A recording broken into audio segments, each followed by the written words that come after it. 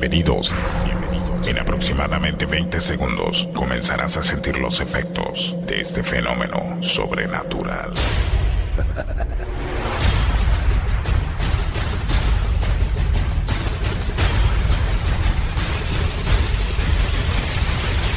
Mundo.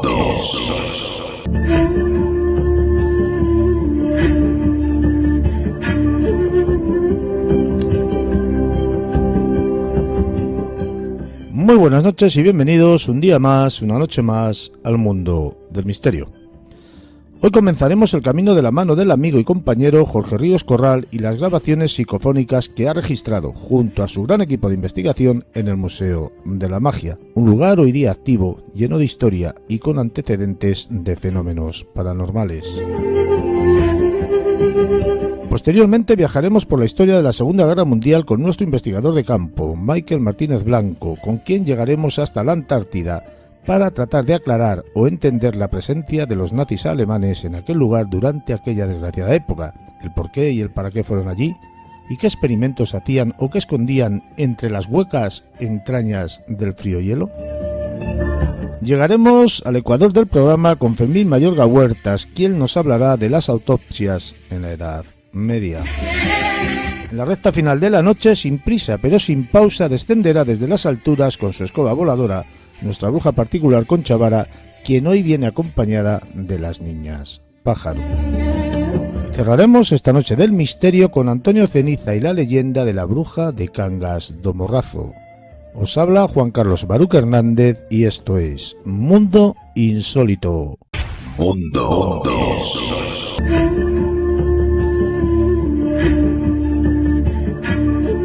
La investigación es un proceso de generación de nuevo conocimiento a partir de la recopilación, estudio o interpretación de un conocimiento generado previamente, o que se genera a partir de la observación y la obtención de determinadas, entre comillas, llamémoslas, pruebas. En una investigación de fenomenología paranormal existe una serie de preámbulos para afrontar con determinada seriedad y profesionalidad la hora de la investigación y el lugar a investigar.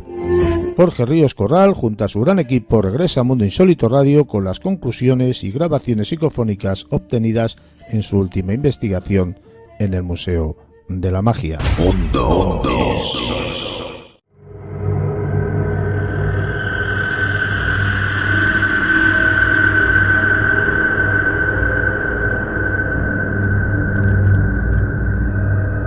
Creadores de la humanidad.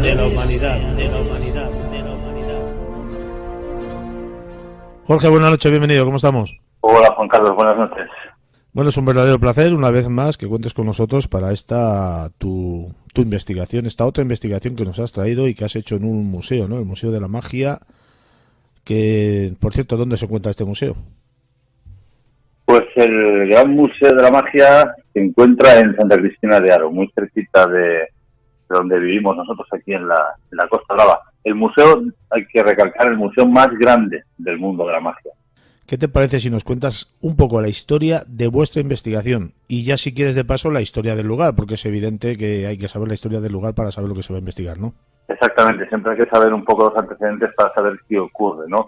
Como digo, estamos ante el Museo de la Magia más grande del mundo, con la colección de autómatas más importante de Europa. Para aquellos que no sepan los autómatas, bueno, pues son estos muñecos, podríamos decir así, como de hojalata, que datan del siglo XVII, XVIII, XIX, que se mueven solos, ¿no? Los antiguos juguetes que tenían gente de las de antes, pero de alto poder adquisitivo. Pues este museo cuenta con la colección más grande de Europa, que de hecho salió en Portevillenio esta colección, y además de otros tantos objetos, porque este museo está repleto hasta arriba de todo. Hasta cruzar la puerta de ese museo es viajar a un mundo totalmente diferente, objetos de magia negra, objetos de Houdini, absolutamente de todo. Si a alguien le apasiona el mundo del ilusionismo y de la magia, este es su lugar. Su historia, sin embargo, es un poquito peculiar. No es una casa, digamos, muy antigua. Como digo, data del siglo XVII, cuando la familia Can Roca la adquiere, y la sigue teniendo en propiedad hasta los años 1963, cuando pasa a otra familia de aquí de la población que lo dedican al Museo del Arte Catalán. ¿Qué ocurre? Que esta familia lo explota durante prácticamente 3 décadas y en los años 90 lo abandona. lo abandona y queda este museo totalmente sucumbido en la ruina y en el olvido. Y es cuando el ilusionista Chevy Salas adquiere este museo en ruinas y lo transforma en lo que vemos a día de hoy. Y un poco a coalición de lo que nosotros hemos hecho tiene que ver con esta historia breve que te acabo de contar. Y bueno, pues el mago Chevy la adquiere en el año 90 y la restaura para hacer su gran museo de la magia. Y ella se empieza a percatar de que ocurre algo dentro, de que algo no era normal, porque él colocaba un cuadro y ese cuadro al día siguiente estaba boca abajo. Siempre notaba presencias que se movían para arriba, para abajo. Algo que como que lo observara constantemente, sonidos, voces. Y él empieza a indagar un poco por su cuenta y empieza a encontrar ya antecedentes en la población que hablaban de que había un fantasma viviendo dentro de este Museo de la Magia y le llamaban Antonieta. ¿Y por qué Antonieta? Porque esta familia del siglo XVII, los Canroca, tenían una hija que se llamaba Antonieta que al parecer murió de una enfermedad respiratoria. Y entonces, desde que ella falleció, en aquella casa siempre ocurrieron fenómenos de índole extraño. Entonces se le atribuye a esta supuesta chica que murió, pues podría ser de tuberculosis, algún otro tipo de enfermedad de aquella época, ¿no? Pero además tenemos que tener en cuenta todos los objetos, como ya he dicho, que aglomeran este Museo de la Magia. Sobre todo nos tenemos que centrar en la Sala de la Magia Negra, ¿vale? No es que se la haya puesto así para tener un nombre más tétrico y llamar más la atención, para nada. Es sencillamente una sala donde el mago Chevy ha traído objetos pues de todos los países en los que se practica vudú y son objetos que se han utilizado en rituales de magia negra y podemos ver absolutamente todo, desde máscaras africanas, cuchillos, bueno, cualquier cosa. Pero ¿qué ocurre? Que cuando tú vas a ver este museo, Chevy no te explica esto. Él te deja ver, te dice la sala de la magia negra. No profundiza, no especifica mucho más que eso. Pero hay antecedentes de personas que sin saber todo lo que había ocurrido con aquellos objetos o sin saber qué tipo de sala era, al entrar se han desmayado. Total, literal, o sea, se han desmayado, que los han tenido que reanimar, personas que han empezado a vomitar, personas que no han acabado bien. Entonces, ¿qué ocurre? Que en este museo parece que están conviviendo dos tipos de energías. Una es quizás el fantasma de Antonieta, perdón, y otro es todo aquello que tiene que ver con esta sala de la magia negra y quizás, ¿por qué no?, con otro de los tantos o miles de objetos que llenan el Museo de la Magia. Porque si algo dice el ilusionista Chevy es que este solamente es un museo. Él tiene un cobertizo lleno de objetos para llenar otro segundo museo, ¿no? Entonces, si atendemos a lo que muchos investigadores siempre hemos dicho, de que ciertas entidades se quedan atadas a un lugar, a un hecho o a un objeto, pues en este museo podemos estar topándonos con entidades de cualquier lugar. ¿Tiene algo de especial, Jorge, la sala esa? ¿Algo distinto que la distinga de los demás, de las demás salas, de los demás sitios de allí? Bueno, es la sala quizás más pequeñita, es como ya digo, es una masia catalana donde tiene, varios salones, varias salitas, algunas más pequeñas, otras más grandes, y esta es quizás la más pequeña, la más concurrida. Lo que tiene de especial es cuando entras esta mesa de tarot que tiene en medio de cristal, con una bola de cristal en medio que la adorna, pero ya te digo, cuando miras las paredes empiezas a ver máscaras africanas que se han dedicado al vudú, o a otro tipo de rituales, estos cuchillos, esos objetos, esos muñecos de vudú colgados por los lugares. Eso es lo que tiene de peculiar, que ya cuando entras y si eres un poco observador y miras a izquierda y derecha, dices, qué lugar, ¿dónde me acabo de meter? Simplemente ya la sensación, ¿no? La primera impresión que siente una persona nada más entrar allí, cualquier persona, no tiene que ser un sensitivo, tiene la sensación esa, no sé si decirlo negativa, ¿no?, que me estás contando. Sí, bueno, yo no la clasificaría de negativa, la clasificaría más bien de pesado o cargante por la cantidad de energía. Y de hecho invito a los oyentes a que busquen el Gran Museo de la Magia, como ya he dicho antes, y les van a salir muchísimas imágenes, pues allí donde vean una que está en una mesa de tarot de cristal en medio con un montón de barajas, esa es la habitación de la magia negra. Que observen todo lo que ha envuelto esa habitación y se darán cuenta de lo que estamos hablando. Si te parece, escuchamos algunas de las grabaciones que nos has pasado y luego nos explicas qué es, dónde la habéis obtenido y qué es la conclusión que habéis sacado sobre ella, ¿vale? Empezamos por la de alergia. Perfecto. Pues la escuchamos varias veces y luego preguntamos. ¿Estás bien? ¿Estás bien? ¿Estás bien? ¿Estás bien? ¿Estás bien? ¿Estás bien? Fíjate que al principio casi no se entiende lo que dice, pero luego una vez que se repite varias veces la misma pregunta, que creo que es tu voz la que hace la pregunta, luego sí que se entiende que dice alergia. Sí, en este caso no es mi voz, porque en el Museo de la Magia quisimos hacer un experimento, llevamos a un grupo numeroso de personas, cerca de 40 personas vinieron a ver actuar al ilusionista Chevy, a una serie de actividades que tanto yo como Iván Mourin, José Luis Roche, Yolanda y Carol hicimos, y yo me llevé a un grupo, a esta, no la sala de la magia negra, en este caso fue al comedor, seríamos unas 12 personas, porque ellos querían ver cómo se grababan psicofonías en directo, si es que era posible, ¿no? Y ver la metodología. Y muchos de ellos eran escépticos, pero claro, cuando empiezan a escuchar estas voces, porque las reproducimos al momento, claro, su cara cambió. En este caso, claro, atribuimos esta palabra alergia a ese fantasma de Antonieta, porque Chevy acababa de explicar a la gente, a petición nuestra, lo de este fantasma, de que había muerto de una enfermedad respiratoria. Entonces, claro, esta persona le pregunta, ¿estás bien? Y ella contesta, alergia. Claro, si hablamos de una supuesta entidad que falleció por un problema respiratorio y te dice alergia, claro, quizás no tenga nada que ver o quizás tenga mucho que ver con ese fantasma de Antonieta. Fíjate que como tenga yo el mismo oído para escuchar psicofonías como para distinguir las voces de quien hace las preguntas, lo llevo claro, ¿no? Porque me he confundido contigo con otra persona. Vamos a escuchar otra que dice algo así como cierra la puerta.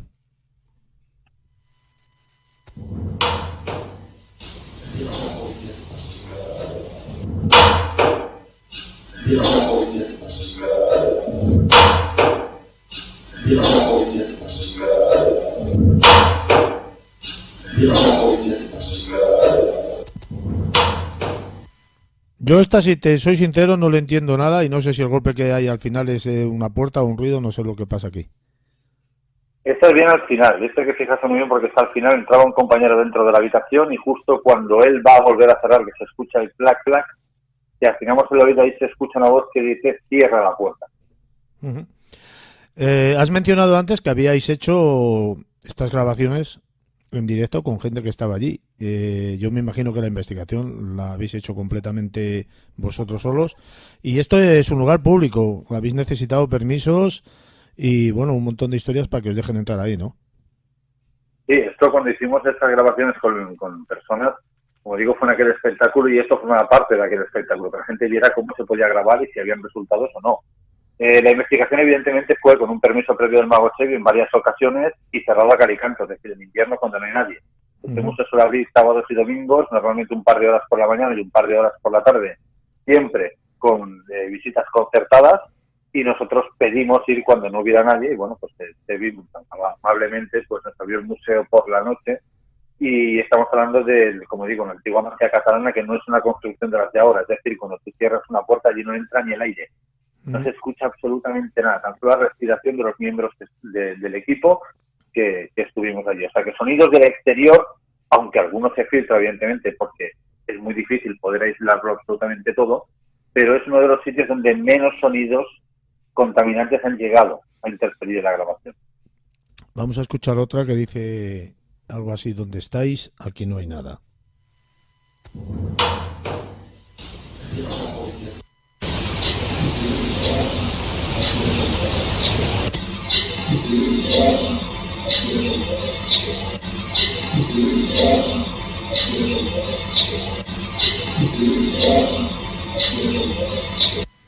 Fíjate que tú sabes también como yo que es muy difícil obtener frases completas. Aquí hay dos frases seguidas además y sí que se entiende, aunque muy de lejos, ¿dónde estáis? Aquí no hay nada. La pregunta, ¿cuál era?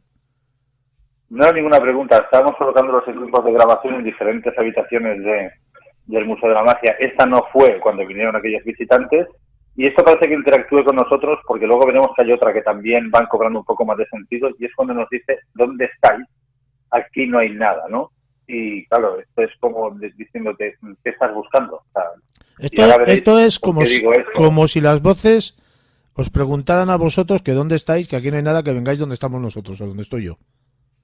Sí, exactamente, intentan interactuar un poco con nosotros, intentan guiar, pero luego veremos si hay otras en las que ya te afirman que no hay nada de lo que tú estás buscando, ¿no? Que también es un poco contradictorio. Si me está hablando una voz que no es de mi grupo, para decirme aquí no hay nada, es que ya hay algo.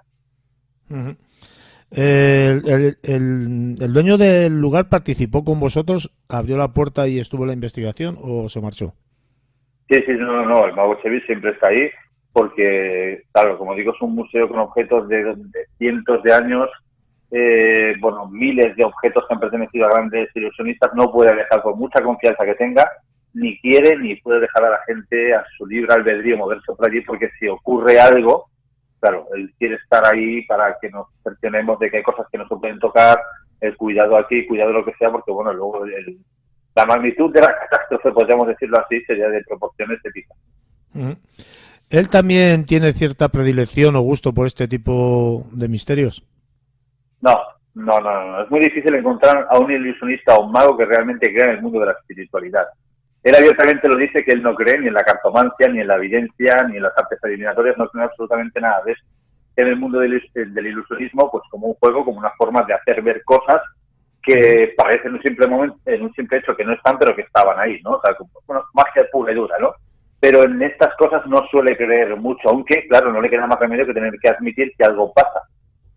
Porque si está colocando una cosa de esta forma, se marcha a tierra y a la mañana siguiente está dada la vuelta, o ese objeto está mirando hacia otro lugar, o alguien lo está tocando, o está escuchando alguna voz cuando no hay nadie, por muy ilusionista que sea, y habiendo sido uno de los magos más importantes del mundo, porque era el mago particular de Salvador Dalí y de otros grandes artistas, no le ha quedado más remedio tener que reconocer que algo ocurre. No es algo que le quite el sueño, no es algo que le llame excesivamente la atención, pero bueno, sabe que hay algo, pero sigue sin creer del todo, podríamos decirlo, en esta vida más allá de la vida. Sí, sabe que hay algo que le inquieta, algo que él ha experimentado, que no tiene explicación para ello, y se decide ponerse en contacto con vosotros. No, en este caso fui yo que me puse en contacto con él, porque yo colaboro con varias revistas y en una de ellas salía un mini artículo hablando de esta leyenda de Antonieta, sin profundizar en lo que ocurría dentro del museo. Tan solo se hablaba de esa leyenda, nada, para que nos entendamos, 2 párrafos.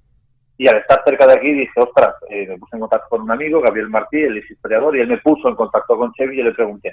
Y entonces me puso un poco en antecedentes. Pues mira, sí, pasó esto, ya vino un grupo anteriormente y me dijeron que me habían hecho una limpieza y que todo estaba bien, pero parece que no. Entonces dije, bueno, pues si no te importa, voy yo un día, hablo contigo a solas, vemos qué ocurre, a partir de ahí hacemos. Y así empezó todo. Resulta curioso, fíjate, según estás contando la historia, que una persona que en principio no cree nada de esto, primero haya dicho, lo acabas de mencionar tú, que le hayan hecho una limpieza en el lugar. Yo me imagino que es una limpieza de estas, no sé si llamarlas esotéricas, y que luego permita hacer grabaciones psicofónicas para ver lo que se puede encontrar allí. A mí por lo menos no contradictorio, pero sí curioso me resulta, ¿no? Sí, pero tampoco es tan contradictorio, ya te voy a explicar por qué. Porque aquellos que son los más escépticos son los que más ganas tienen de que realmente se les demuestre algo. Es decir, hay personas que siempre dicen, no, yo no me voy a una tarotista porque a mí no me acierta absolutamente nada, pero están predispuestos a ir para ver si alguna le acierta algo, ¿no?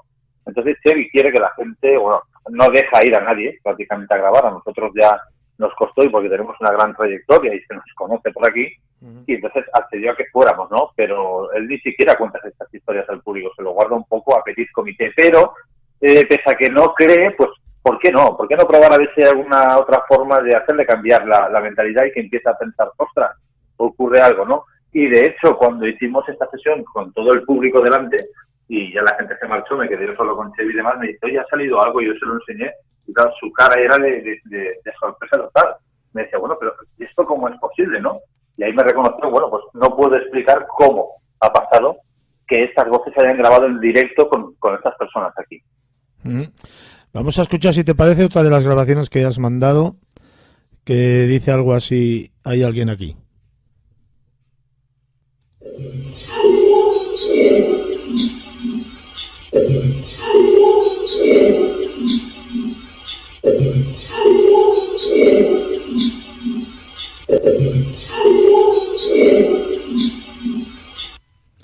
Fíjate que yo a esta grabación la noto como un tono un poquitín femenino. No sé si es la misma apreciación que tenéis vosotros.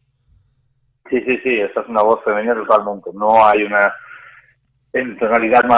tonalidad masculina. Quizás al final, cuando cambia, porque es una voz típica psicofónica, empieza de una manera, sube y empieza a cambiar ya ese timbre, ¿no? Al final sí que empieza a parecerse un poquito más a masculina, pero es totalmente femenina. Además esta es clarísima, y siempre escuchamos una cosa que creemos que fue el sonido portador, que es ese tintineo del reloj, el tic que se oye de fondo.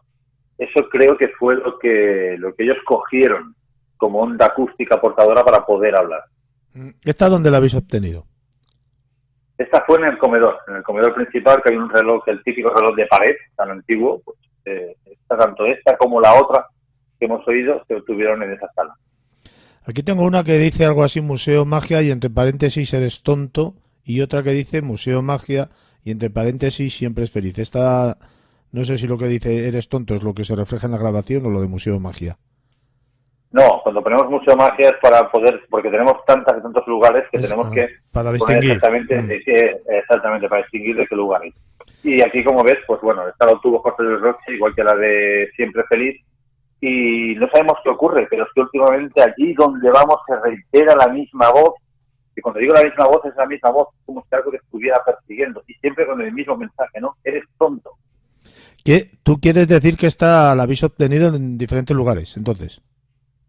Sí, no, eres tonto la hemos obtenido, por ejemplo, en Can Busquets, en Ampurias, en el Hotel de las Almas, en Radio Liberty, en un montón de sitios hemos obtenido esta voz de eres tonto, pero es que lo curioso que es que cuando la oímos, ¿vale? El mensaje puede ser que, mira, por lo que sea, siempre se está repitiendo en un lugar o en otro, vale, pero ¿qué ocurre cuando parece que es la misma voz? No solo el mensaje, sino que cuando la escuchamos dices, ostras, es que es la voz que obtuvimos el año pasado, es que es la misma voz que obtuvimos hace 6 meses. Como si os persiguiera, ¿no? Exactamente. Pues vamos a escucharla a ver.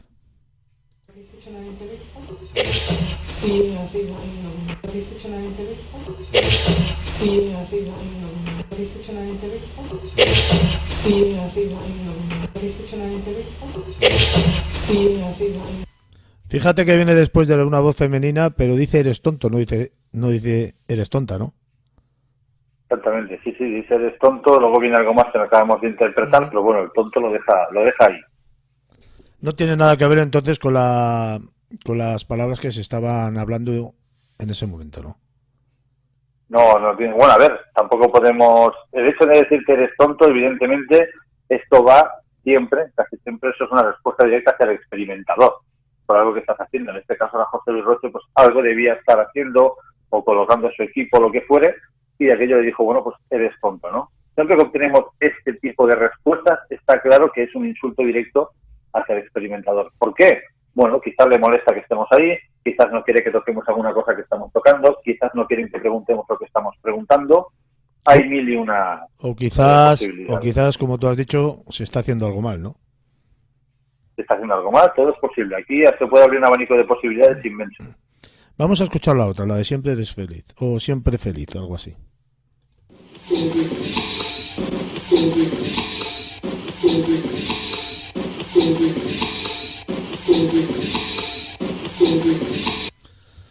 Muy claras ambas grabaciones. Lo que pasa que esta se le nota como una voz un poquitín, no sé si zote, ¿no? Una voz zote, a lo mejor torpe, una voz de una persona, no sé cómo definirlo, quizás con que le falta un verano, quiero decir.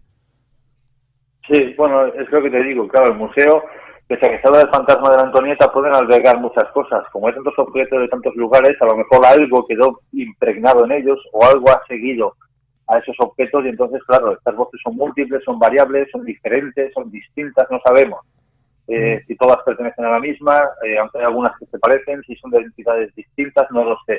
Y seguramente si volviéramos a grabar obtendríamos de nuevo voces claras, porque esas no son las más claras del todo que tenemos, pero también seguramente saldrían con tonalidades distintas y quizás todo se atribuya a esto, precisamente a lo que te digo, ¿no? A esa cantidad de objetos que llenan cualquier rincón del Gran Museo de la Magia. Uh-huh. Yo me imagino que un lugar como este, con esa historia y esa trayectoria, pues seguramente tenga muchas leyendas, ¿no? Muchas fábulas por las gentes, por las personas del lugar, por la gente que haya estado ahí y por algunas de las imaginaciones que a veces cuando llegas a un lugar tú te haces a ti mismo, ¿no? ¿Hay alguna leyenda por ahí que os llame mucho la atención sobre el lugar? No, precisamente del Museo de la Magia, como digo, como no explica esto, no hay una leyenda de decir, ostras, las empiezan a ver ahora, a raíz de que nosotros estamos contando lo que ha ocurrido dentro, pero hasta que nosotros no entramos no había. Buscamos registros de este pequeñito artículo que se hizo mención para una revista por el Halloween del año pasado. No sabíamos de la existencia que ocurriera nada dentro de este Museo de la Magia. Como digo, sí que es cierto que la gente del pueblo aún sigue llamando Can Rico, a Can Roca, y algunas personas aún hacen mención a que recuerdan que sus abuelos les contaban algo del fantasma de la hija de uno de los trabajadores, ¿no? Pero más allá de eso tan superfluo, no hay nada. No hay nada en este sentido de leyendas que recaigan sobre el gran Museo de la Magia. Vamos a escuchar otra grabación que creo que has mencionado antes tú, que es "No hay espíritus aquí".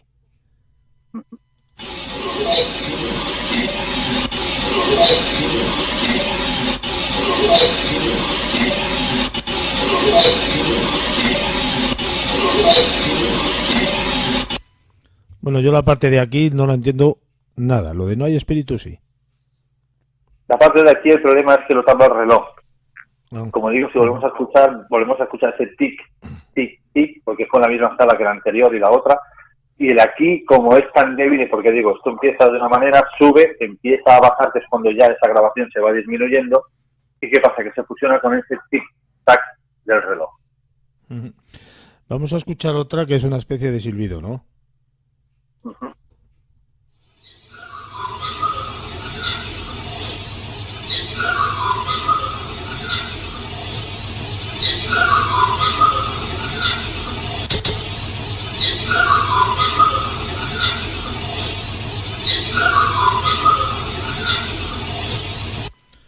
Fíjate, Jorge, que yo al principio casi lo confundía con una especie de aullido de un perrito pequeño. Ya, pero perros no habían, nosotros estábamos en silencio y de nuevo se vuelven a escuchar algunos soniditos de fondo de los objetos que hay y nos salió esto, que algunos dicen parece una voz que diga algo, pero yo me gusta más clasificarlo como silbido porque esa tonalidad tan fina y tan aguda, tan cambiante, tan melódica, como si intentara entonar una especie de canción. Parece, sí, que intenta como entonar lo que tú dices, una especie de canción. ¿Vosotros habéis experimentado dentro de la investigación eso que has dicho antes, ¿no? Lo de un cuadro que se da la vuelta, algún objeto que se quita de un sitio y se pone en otro, cualquier cosa de estas? No hemos experimentado esto, sin embargo sí que experimentamos algo más curioso, porque Sebi, como buen mago que es, se guarda muchas cartas bajo la manga, se guarda muchos trucos, entonces intenta no contarte mucho. ¿Qué ocurre? Cuando subes a la primera planta, pues te encuentras la sala de Houdini, te encuentras la sala de los pósters y demás, y hay una habitación que es la habitación del obispo, porque, bueno, esta casa era tan importante en aquellos siglos que cuando el obispo de Gerona venía, se hospedaba en esta casa y tenía una habitación, ¿no? Pero eso siempre fue a posterior de la muerte de la hija de los Roca, de Antonieta. Entonces él te muestra la habitación con una recreación, porque no es la original, de una cama de un obispo. Dice, esta era la habitación donde el obispo se quedaba. Dice, bien. Pero, ostras, cada vez que la gente llegaba, incluso aquellos que nos acompañaron en aquella visita, bajaban y decían, es que me ha entrado tos, o sea, no podía respirar bien. Cuidado con lo que estoy diciendo, ¿eh? Tos, no respiran bien, se están ahogando. Dice, me encuentro mal y me quiero marchar. Gente que bajaba automáticamente de aquella habitación. Y claro, que me miraba y no me decía nada. Y entonces, tanto nosotros la primera vez cuando fuimos, que también nos ocurrió, como cuando vinieron estas personas al espectáculo, luego finalmente Chevi dijo, es que a ver, aquí está puesta la cama del obispo, pero antes de ser la habitación del obispo era la habitación de la Antonieta, de la hija de los Rocas que falleció. Con lo cual, fijaros qué curioso, gente que no sabe la historia, que no se le ha contado nada, nosotros tampoco sabíamos ubicar aquella habitación porque Chevi no nos decía nada en este aspecto, pero sin embargo la sensación de todo el mundo es la misma. Opresión, como si se ahogaran, que no pueden respirar bien, y casualmente el diagnóstico de fallecimiento de esta chica era por un problema respiratorio. Sí, lo estaba yo pensando ahora mismo, digo, qué curioso que precisamente la primera grabación que hemos puesto decía como alergia, ¿no? Que era como que tuviera ella un problema respiratorio debido a la alergia. Vamos a escuchar... Y de hecho tenemos más grabaciones, tenemos más grabaciones que no tenemos hoy aquí, pero porque esta chica murió entre los 25, 27 años, así lo establece más o menos nuestra sensitiva que nos acompaña, Carol, y claro, Iván Mori en una grabación pregunta ¿qué edad tienes? Y le dice 25 años. Entonces, poco a poco parece que ella también se iba revelando a la gente que había allí. Vamos a escuchar la penúltima grabación que tenemos, que dice algo así, te hemos visto. ¿Cuántos somos? ¿Cuántos somos? ¿Cuántos somos? ¿Cuántos somos? ¿Cuántos somos? Está, vamos, es tremendamente como si fuera alguien que estuviera con vosotros hablando. Exactamente, lo más llamativo es que cuando yo abro el espectro de voz, el gráfico en el iPad para que se pueda ver lo que está registrado o no y la amplitud, vemos que este que hemos visto tiene la misma amplitud que el chico que había asistido a la visita y estaba preguntando cuántos somos. Con lo cual, aquí solamente nos queda una posibilidad, y es que sea lo que fuera, estaba con nosotros dentro de aquella habitación, pero éramos 7 personas, estábamos en silencio, sin embargo, habló una octava persona, una octava entidad. Y aquí fue cuando una de estas personas tan escépticas, y lo escuchó yo, o sea, se le cambió el semblante de la cara, y dijo, yo me quiero ir de aquí. Dice, me quiero ir de aquí porque no entiendo nada y no me gusta lo que está pasando, ¿no? Y se quería marchar. Cuando ya escuchó esa tan clara, porque las otras, bueno, Esto son un dices poco que tú, las puedes interpretar. dices tú, Jorge, que se quería ir el dueño. No, el dueño no. El dueño estaba afuera, haciendo reactividad con otras personas, nosotros estábamos en otra sala, y uno de estos asistentes que era muy escéptico, que no creía en esto, pero que quería ver cómo se grababa, claro, cuando lo oyó, empezó a decir, bueno, yo me quiero marchar de aquí porque no entiendo, o sea, no me gusta lo que está pasando aquí, ¿no? Entonces, para que veamos hasta qué punto, cuando son muy claras y se obtienen en el momento, son capaces de hacer reflexionar a la persona para decir, bueno, ¿qué pasa? ¿Sois como grupo los primeros que habéis investigado en este lugar? Sí. No. Como formación no fuimos los primeros. Hubo una antes que fue solamente un día y, bueno, con 2 personas a grabar, no tuvieron ninguna grabación y fueron con una supuesta medium que les dijo, sí, ya te he limpiado todo el Museo de la Magia y mira, y en el jardín, tal cual te lo cuento, en el jardín están los 2 espíritus que habían aquí y ya se han marchado. Y esa fue toda la investigación que hizo aquel grupo. Vamos a escuchar la última grabación que nos has pasado, que dice algo así, ¿tú qué dices? ¿Cuál es tu color preferido?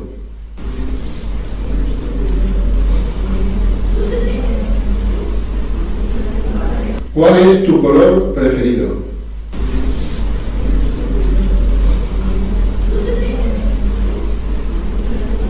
¿Cuál es tu color preferido?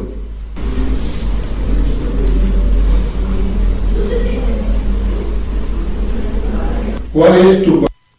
Fíjate que, bueno, tarda en contestar, ¿no? Cuando hace la pregunta de cuál es tu color preferido, dice tú qué dices, pero luego al final de la grabación parece que se oye otra palabra que yo me parece reconocer que es vale.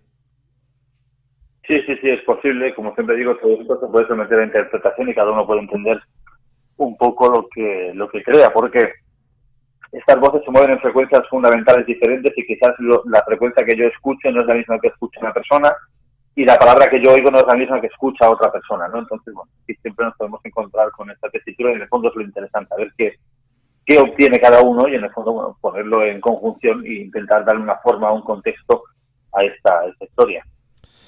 Bueno, hacéis la investigación, obtenéis estas grabaciones y otras tantas que dices que habéis obtenido, que tienes guardadas, ¿y cuáles son las conclusiones que sacáis al final de todo esto? Las conclusiones para mí son claras. Una, que hay mucha energía moviéndose dentro del Museo de la Magia por todos los objetos que Chevy ha traído de otras partes del mundo y objetos que en su momento significaron algo muy importante para estas familias. Y luego, a posterior, queda claro para todos nosotros que la historia débil, superflua que se cuenta por el pueblo de Antonieta y que él sabe es cierta. Porque tenemos otras grabaciones en las que siempre es una chica con voz joven y que nos habla de este problema respiratorio. Nos confirma la edad que Chevy no nos contó, pero que sí que vio la sensitiva y está documentada entre 25 y 27 años, y ciertos datos que de ella, que Chevy dio a conocer y que luego se pudieron contrastar con documentación y que hayan quedado grabados. Con lo cual, ya digo, aquí tenemos 2 frentes abiertos. Uno, todo lo que él ha arrastrado a lo largo de su trayectoria con estos objetos, y otro, lo que ya había en la casa, que es esta chica que se llamaba Antonieta. Al final, este tipo de entes, por así denominarlos, ¿qué es lo que buscan y qué es lo que quieren? Porque claro, yo me imagino que si están en el lugar, si se han quedado ahí anclados, a lo mejor es que no saben que tienen que ir hacia otro sitio. No, sí lo saben, y de hecho no es que se queden anclados, sino es una decisión propia. Es decir, la gente cree que, bueno, que tú al terminar aquí tienes obligatoriamente que marcharte hacia otro lado. No, es una decisión tuya, es decir, yo quiero irme o no quiero irme. Luego hay otras razones de peso por las cuales se quedan aquí. Nosotros establecimos un A, B, C y D, que le llamamos así, que el A sería el que se quedan anclados a una construcción o un lugar, que no es lo mismo, a un hecho o una circunstancia sería el B, el C sería una persona, animal o objeto, o el D son aquellas almas errantes que no encuentran dónde ubicarse y ven sitios abandonados y por el hecho de estar tranquilos y en cobijo, se meten dentro, ¿no? En este caso correspondería al A y al C, es decir, se ha quedado por la casa, porque es la casa de sus padres, la masía Can Roca que edificaron ellos, y luego también tenemos el C, esos objetos que provienen de todo el mundo, de ciertos rituales que hicieron bien o mal a alguien, pero son rituales de alguna manera, ¿no? Entonces tenemos una mezcla aquí de muchísimas cosas. No es que busquen nada, sencillamente buscan quedarse al lado de algo que ellos conocen, y como desconocen qué es aquello que hay allí y nadie se lo ha explicado, pues entonces dicen, bueno, pues me quedo en mi zona de confort, me quedo en mi casa, me quedo cerca de mi marido, me quedo cerca de mi mujer, de mi abuelo, de quien sea, ¿no? Porque conozco esto. Entonces es el motivo por el cual normalmente siguen frecuentando estos lugares.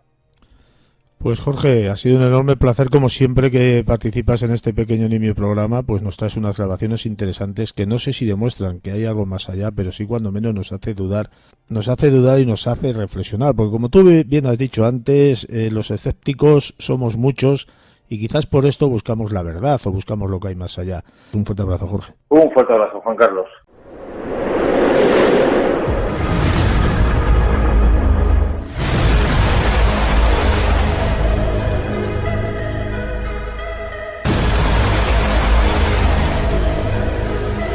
Viaje a lo desconocido con mundoinsólitoradio.es. Vive una sensación única, intensa, excitante. Mundo. La radio. Mucho más que radio. Mundo.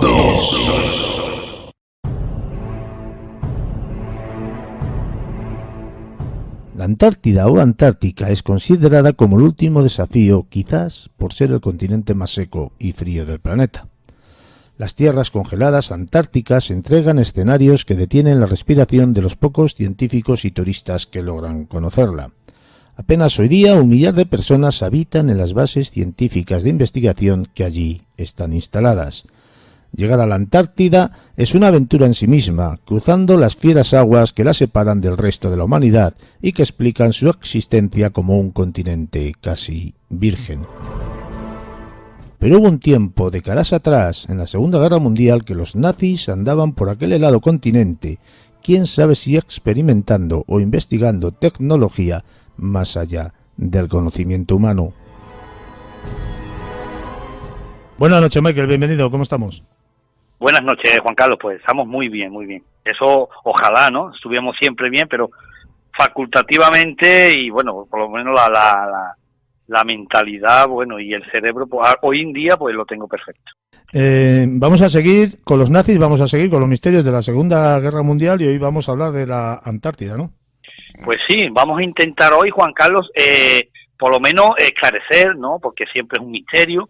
Vamos a intentar esclarecer de dónde viene esa tan famosa frase de nazis en la Antártida, una supuesta base en la Antártida, y vamos a dar unos pequeños retoques históricos de dónde proviene esa información y luego nuestros oyentes, pues cada uno que tenga su opinión, ¿no? Sobre todo, decir que lo que vamos a decir aquí son documentos históricos, pero siempre, casi siempre, que se relaciona con los nazis, bueno, pues siempre viene un poco de la fábula, pero sobre todo vamos a dejar claro que detrás de todo lo que vamos a hablar hoy hay una historia real, ¿no? Sobre todo lo que es los nazis en la Antártida, pues se ha escrito ríos de tinta, ¿no? A la pregunta, Juan Carlos, si los nazis estuvieron en el Polo Sur, o en este caso en la Antártida, la respuesta es contundente, sí estuvieron los nazis en la Antártida. El 17 de diciembre de 1938, al mando del capitán de navío Alfred Richter, zarpó el portahidroaviones con el nombre de Schufferland de Hamburgo, estamos hablando de Alemania, y era una misión, ¿no? La misión era muy clara, la misión era explorar territorios de la Antártida para anexionarla para el Tercer Reich. Y así lo hicieron, ¿no? Estuvieron allí, ¿no? Exploraron una vasta extensión de la Antártida y, por supuesto, al no ser antes visitada por nadie, pues, imaginaros, se la adjudicaron, ¿no? El nombre, se la adjudicaron el nombre del Tercer Reich. Incluso le llegaron a poner un nombre, ¿no? Le llamaron Nueva Suabia a ese territorio, un territorio vastísimo, ¿no? Este territorio contenía 229.000 millas cuadradas, o sea que no era pequeño, ¿no? Esos informes que iban mandando esos científicos a las altas esferas nazis, y científicos y geógrafos, ¿no?, que fueron los que se desplazaron allí, bueno, pues estaban llenos de multitud, de muchísimos detalles, los cuales pues describían que había montañas, había valles, y sobre todo, lo que más les llamó la atención, que había grandes lagos salados, ¿no? Claro, estos grandes lagos salados no estaban congelados, con lo que los submarinos podrían llegar desde el mar bajo los hielos, ¿no? Si hubiera bajo los hielos, o si hubiera algún tipo de túnel o conducto suficientemente grande para que cupiese el submarino. Hay documentos, como he dicho antes, hay documentos que acreditan que en el año 1939 zarpó el buque Suabia con maquinaria pesada de construcción. También habían camiones, esos camiones volquetes, habían incluso raíles ferroviarios y material para un solo propósito. Lo que estoy describiendo, ¿no? Es para construcción, o sea, algo iban a construir en ese territorio, ¿no?, en Nueva Suabia. Estamos hablando de la Antártida. Con lo que, si tomamos en consideración esos informes de esos geógrafos, perfectamente esas máquinas pudieran servir para construir túneles, ¿no? Por supuesto, para construir una base, ¿no? Porque esos científicos y esas personas desplazadas allí tenían que estar en algún sitio, ¿no? Ya con lo que es la guerra en pleno curso, estamos hablando en 1942, seguía el traslado de material a Nueva Suabia.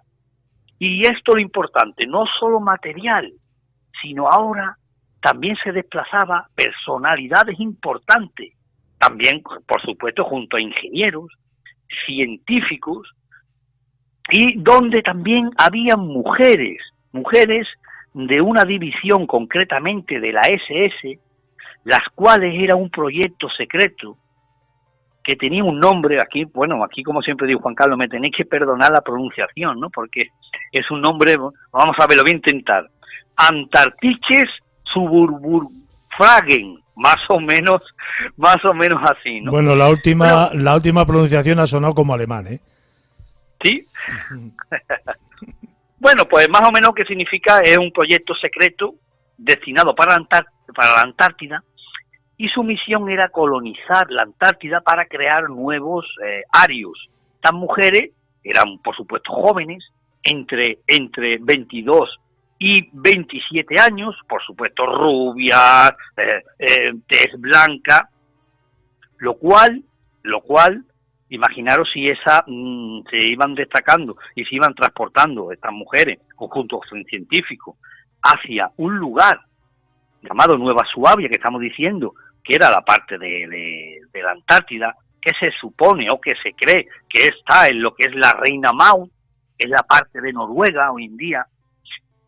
Y también en esos documentos pone que también se trasladaron instrumental muy sofisticado, ¿no?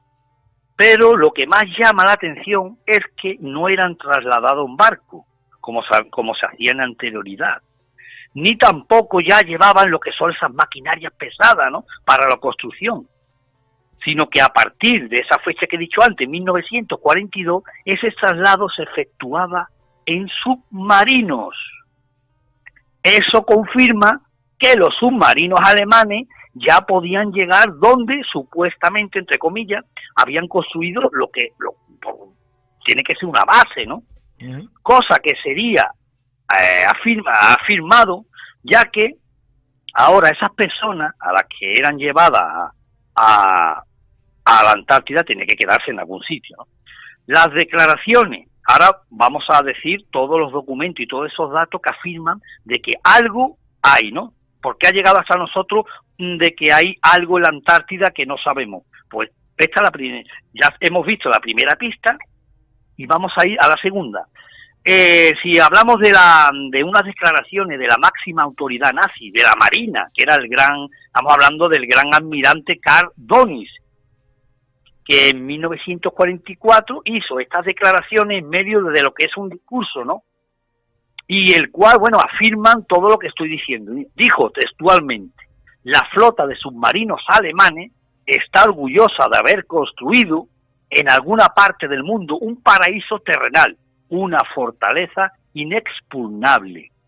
Eso lo dijo en un discurso, hablando concretamente de la Marina, ¿no? Estamos viendo que aquí lo que dice, claramente está diciendo que han construido una fortaleza inexpugnable. Hay indicios, seguimos con los indicios de que pudiera ser la Antártida. La guerra, lo que es la guerra en Europa contra Alemania, terminó lo que sea a principios de mayo de 1945, ¿no?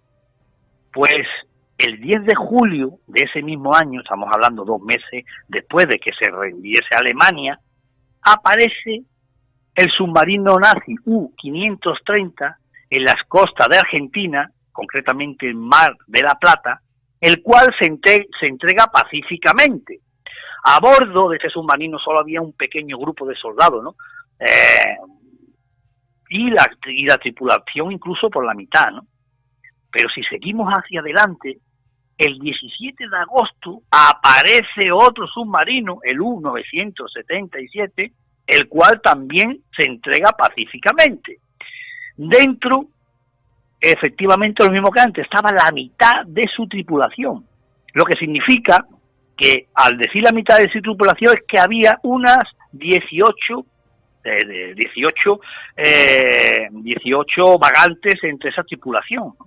Estamos hablando de cosas que le extrañó mucho al ejército estadounidense, que rápidamente, bueno, se trasladó tanto las 2 naves como a los prisioneros a su país, ¿no? Donde fueron interrogados. Claro, el gobierno argentino, pues cuando se entregaron los 2 submarinos, rápidamente llamó al ejército de Estados Unidos, vinieron y rápidamente se lo llevaron todo a su país, ¿no? He dicho antes que no fueron interrogados esos prisioneros de guerra, ¿sabes? Lo que quedaba de la tripulación, y claro, no sabemos, no ha salido a la luz nada de lo que pudo haber pasado en esos interrogatorios, ¿no? De lo que pudieron contar esos soldados alemanes. Lo que sí podemos saber es lo que trascendió, que es la parte argentina, ¿no? La parte que nos ha llegado a nosotros. ¿Y qué dijeron los argentinos, las autoridades argentinas? Que múltiples avistamientos de submarinos nazis habían sido vistos antes y después de que se entregaran esos submarinos. También fueron vistos, tanto estamos hablando en las costas de Brasil como en las costas de Argentina. Estamos hablando que parece ser que es un recorrido de estos submarinos hacia lo que posiblemente fuera la base antártica. La angustia generada por no poder encontrar nada de Hitler, cuando, bueno, ya hablamos en programas anteriores, Juan Carlos, que no encontraron a Hitler ni su cuerpo en el búnker, pues imagínate cómo estaban ahora mismo los Estados Unidos, incluso Rusia, cómo estaban, la Unión Soviética, ¿no? Cómo estaban, que cualquier pista que le condujera al posible paradero de Hitler, pues era rápidamente de primera necesidad. Porque, claro, el pensamiento de saber, imaginaros, de que Hitler estuviera vivo y sonriente en alguna parte del mundo hacía que cada pesquisa, cada información que pudiera dar con una pista de Hitler sería estudiada al milímetro, y sobre todo un número. Estamos hablando el número 18, que era los tripulantes que faltaban en cada submarino. Eso era más una prueba de que posiblemente hubiera estado antes ese submarino en algún sitio y dejar a parte de su tripulación allí. Por eso es tan importante la fecha, y estamos hablando del 2 de diciembre de 1946, ya había terminado la guerra, con la famosa operación High Jumps. Uh-huh. La operación High Jumps partió el 2 de diciembre, esto es otra pista, ¿no?, de 1946, del puerto de Norfolk, una flota militar rumbo a la Antártida. Estamos hablando en diciembre de 1946. Y que supuestamente, o con lo que se decía, es que era para realizar unas maniobras y entrenamiento. Estaba toda la flota compuesta por 18 barcos, Entre estos 18 barcos había varios destructores, rompehielos, petroleros, portaaviones. Y cuando digo portaaviones, en el portaaviones iba cargado de aviones. Estamos hablando de bastantes aviones y de hidroaviones. También había un carguero y hasta un submarino. El submarino se llamaba Zenit. O sea, y todos los soldados que componían ese convoy, ese convoy militar, ascendía a 4.000 soldados. Al mando estaba el almirante Richard E. Weiss. Bueno, este es un personaje muy curioso, el cual ya había estado por esas latitudes, y él era un experto en expediciones antárticas, ¿no? Todo esto parece, que es una flota, a simple lo que estoy diciendo, todo esto parece que es una flota para una batalla, ¿no? Preparado para la guerra. Y es que siempre tienen en la mente, ahora sí lo sabemos, ¿no? Pero en aquella época suponemos que sí, hay una cifra muy significativa, 40 submarinos alemanes que los aliados no tenían nada conocimiento, no tenían ninguna referencia de haber sido hundido, no tenían referencia de haber sido apresado, de nada. 40 submarinos nazis, hasta hoy en día se sabe el nombre, se sabe de dónde salieron, pero no se sabe absolutamente nada. Claro, lo tienen en la mente. Así que en febrero del año siguiente, de 1947, ya habían llegado lo que es a la Antártida. Y el 3 de marzo, repentinamente, esas maniobras abortan y emprenden la huida y regresan a toda vela, que en este caso sería toda máquina, regresan a Estados Unidos, ¿no? Pero el regreso no fue como se esperaba, ¿no? Porque cuando regresaron tuvieron que dar explicaciones, ¿no? Y sobre todo a familia y a periodistas. Porque regresaron allí, pero perdieron aviones, algunos barcos, otros buques estaban seriamente dañados, que apenas llegaron, y lo más escalofriante de todo es que en esas supuestas maniobras murieron 1.500 soldados. Así que alguien me explique, que me explique qué tipos de maniobras hacen, sobre todo ese ejército de Estados Unidos, en la Antártida o en cualquier, que mueren 1.500 soldados en unas maniobras. Y hay una pista también, que esa es la última pista, que ya lo he dicho antes, un personaje, el almirante Richard Weiss, que el cual el 5 del 3 del 47, en un periódico, él dijo hizo unas declaraciones textuales que la leo ahora mismo. Pone: es preciso que los Estados Unidos adopten medidas de protección contra la posibilidad de una invasión del país por aviones hostiles procedentes de las regiones polares.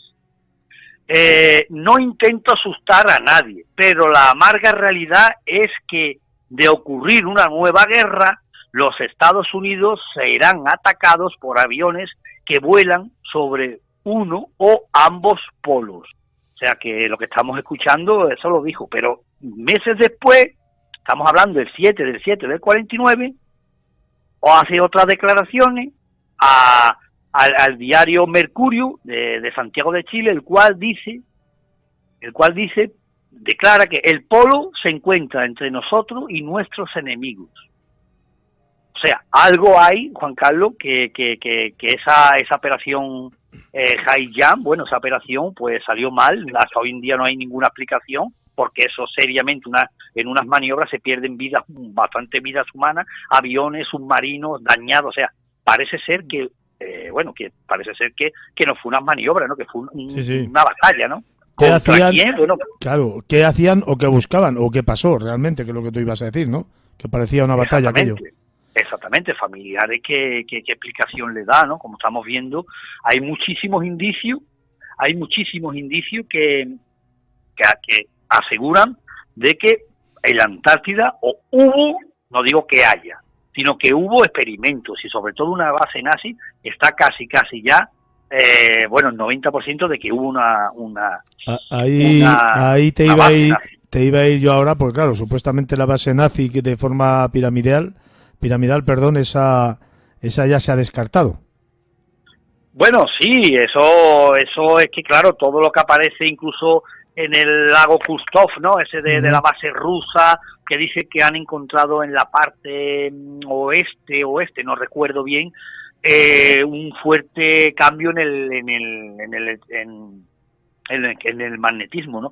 Y que ahora, pues, incluso vía satélite y muchas pruebas que han hecho los científicos rusos dicen que ahí abajo, a X metros de profundidad, hay una gran mole de hierro, de metal, de metal, que hace que interfiera en el electromagnetismo de la brújula y lo que sea. Gente dice que un ovni estrellado, que la base nazi. Lo que sí puedo decir, científicamente y demostrado, es que la parte de la reina Maud, que es la parte de Noruega, los científicos que van ahí hoy en día se siguen encontrando en la nieve, tirada en el suelo, esvásticas nazis. No sabemos qué propósito, pero por lo visto allí pues estuvieron los nazis o se dedicaron en un avión a tirar esvásticas estamos hablando como si fuesen medallones, ¿no? Una medalla, o sea, de 5 por 5, no llega a 10 centímetros, ¿no? O sea, y de metal, en medio de la Antártida, y no se ha encontrado una, no se ha encontrado muchísimas. Lo que no sé no sabemos qué misión tenía eso, ¿no? Pero de que los nazis estuvieron en la Antártida, sí es 100% es real. También posiblemente Dime, Michael. Eso, que posiblemente construyeran algo, sí, porque hay documentos de ese traslado de tropas, traslado de gente importante. Incluso, bueno, ya empezamos a fabular, ¿no? Uh-huh. Hay personas que dicen que han encontrado documentos donde dice que el propio Hitler estuvo en la Antártida, ¿no? O sea, que fue de visita, claro, ¿no? Como a inaugurar allí algo. Pero que también viajaba en un platillo volante, o sea que leyendas y fábulas a lo mejor hay muchas. Pero yo para mí lo más extraño, bueno, entre muchas tantas cosas que has dicho, son esos túneles supuestamente naturales. Estamos hablando a partir de 1942, lo extraño, porque al principio esos primeros científicos y esas maquinarias pesadas se transportaban en carguero, en barcos especializados, incluso rompehielo, ¿no? Claro, pero eso estamos hablando en el 38, antes de empezar la Segunda Guerra Mundial, en el 39 ya empezada, pero a partir del 42 ya esas maquinarias pesadas desaparecen y aparecen ya gente importante que no ha trascendido los nombres, pero gente importante, gente incluso científico y bueno, y las chicas de este grupo de la SS. Pero lo que he dicho antes, ya no van en barco, ya van en flota de submarino, y para que un submarino te lleve o por decirte algo, transporte gente, aunque no puede transportar mucha gente, pero bueno, transporte gente, personas a la Antártida, significa que tiene que tener una base, un acondicionamiento para que esos submarinos atraquen, ¿no? Perfectamente en la Antártida. Y hasta hoy en día no se ha encontrado nada. O sea, ¿qué significa? Posiblemente hicieron unos túneles o a través de hielo, porque sabe que la Antártida no es todo, antes se creía que era un continente helado de tierra, y no. Hay partes que tienen un grosor importante de hielo, pero por debajo sigue estando el mar, ¿no? Uh-huh. Lo que significa que, siempre entre comillas, posiblemente construyeron algún acceso para esos submarinos que llegaran a una base. Si ese traslado era en submarinos, la pregunta es sí. Si esos documentos son reales, la respuesta es sí, se trasladaban en submarinos a la Antártida. Tenían que tener unas instalaciones perfectamente acondicionadas para que, bueno, esa gente se baje de los submarinos. Y unos mapas para saber dónde iban, o sea, lo tenían que haber conocido previamente, todo aquello. Pues sí, y sobre todo la cifra de 40, puede incluso que sea más, ¿no? Que no se sabe, puede incluso que sea más, que no se sabe esos submarinos, se saben perfectamente cuando terminó la Guerra Mundial, bueno, cuando terminó la guerra incluso, bueno, Carl Dönitz, el mismo que estoy hablando, bueno, pues mandó un comunicado, porque la máquina en Enigma, Juan Carlos, ya se descifró, ¿no? Uh-huh. Por mente privilegiada, polacos, en fin, gente privilegiada intelectualmente, y descifró los mensajes de la máquina Enigma, ¿no? Pero cuando terminó la guerra, todavía quedaban submarinos, incluso barcos, algunos barcos que estaban por ahí patrullando. Entonces se le ordenó hasta el gran almirante que mandara un mensaje a estos submarinos, a estos barcos, diciendo: señores, que se ha terminado todo, volved, que hemos perdido la guerra y que, bueno, ya se ha perdido y que nos rendimos. Sin embargo, de esos 40, por no decirte más, no aparecieron nunca, o sea, y no hay constancia de que se hubiese hundido, porque eso sí es verdad. Hay muchísimos documentos de esa Segunda Guerra Mundial, no es como la primera, hay muchísimos documentos, está todo en la carta de navegación, en los cuadernos de bitácora, hemos visto un submarino tal, ya existía, hombre, tecnología de buenos catalejos en este sentido, buenas visiones, ¿no?, para ver la matrícula o algún indicativo de submarino. Y claro, si estamos hablando, no encuentran el cuerpo de Hitler, ellos creen, o hasta hoy en día, que incluso la CIA, ¿no?, tiene estudios hechos de que podía estar en la Patagonia, de que a raíz de que los submarinos se entregaran meses después, ya empezó a circular, ¿no?, la teoría de que, bueno, en esos submarinos perfectamente podía haber salido Hitler, ¿no? Y más cuando efectivamente José Mengele, José Mengele no lo encontraron, murió de viejo en Brasil, pero ya muchos jerarcas nazis y grandes asesinos pues fueron a Argentina y a Sudamérica, ¿no? De hecho, menos Hitler, ¿no? O sea, algunos se encontraron, ¿no? Y sobre todo el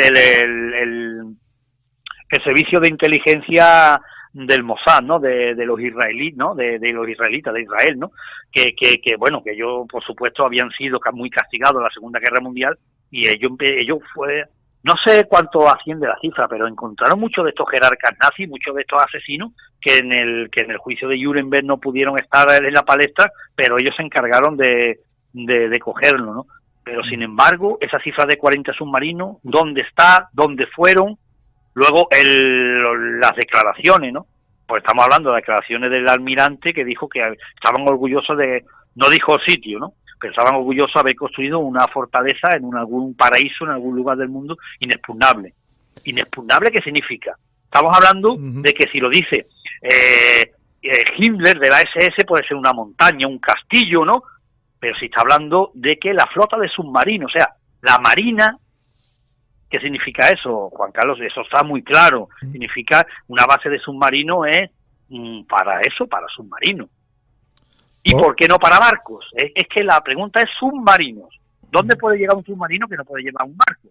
Pues en un lago interior que tenga acceso al mar, ¿no? Un barco sería imposible, ¿no? Se quedaría en la costa. Si ese supuesto lago está a 20 kilómetros, por decirte algo, o a incluso 10 kilómetros dentro de tierra, que ya hay un túnel que conduce, o bajo hielo, que conduce a ese lago, pues no, el barco no podría llegar. Sin embargo, el submarino, por esos túneles, sí podría llegar, ¿no? Misterios, Michael, y enigmas de la Segunda Guerra Mundial, de los nazis, que nos traes cada semana, que más que aclararnos las ideas, yo creo que nos las enturbia un poquito más, si puede ser. Muchísimas gracias por todo, como siempre, Michael. Un fuerte abrazo y en una semana volvemos a escucharnos. Ha sido un placer. Mundo.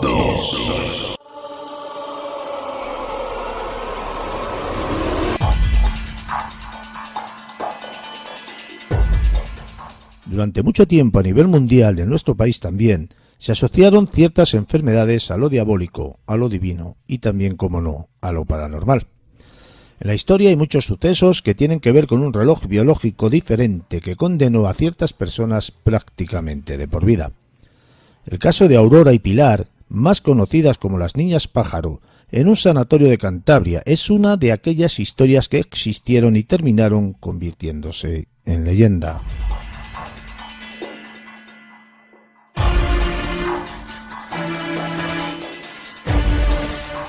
Concha, buenas noches, bienvenida, ¿cómo estamos? Buenas noches, Juan Carlos. Pues aquí un poquito pilladita, ¿eh? Creo que me vas a oír con la voz de otra. Bueno, tú tienes por costumbre no hablar con la voz de otras, pero sí hablar con otras personas que los demás no vemos, ¿no? Hombre, claro, eso sí. Por lo tanto, deberías de estar casi acostumbrada a tener una... Sobre todo mentalmente, ¿sabes?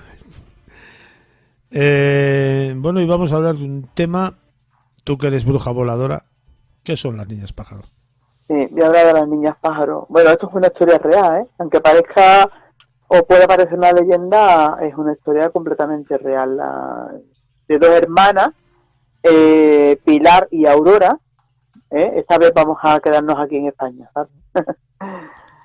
No sé si has oído hablar de la historia de estas niñas, las niñas pájaros. Así ahora mismo no recuerdo absolutamente nada. Pues mira, estas niñas nacen en Solamazza, que es un pueblecito de Cantabria, ¿vale? Aquí en España, como he comentado.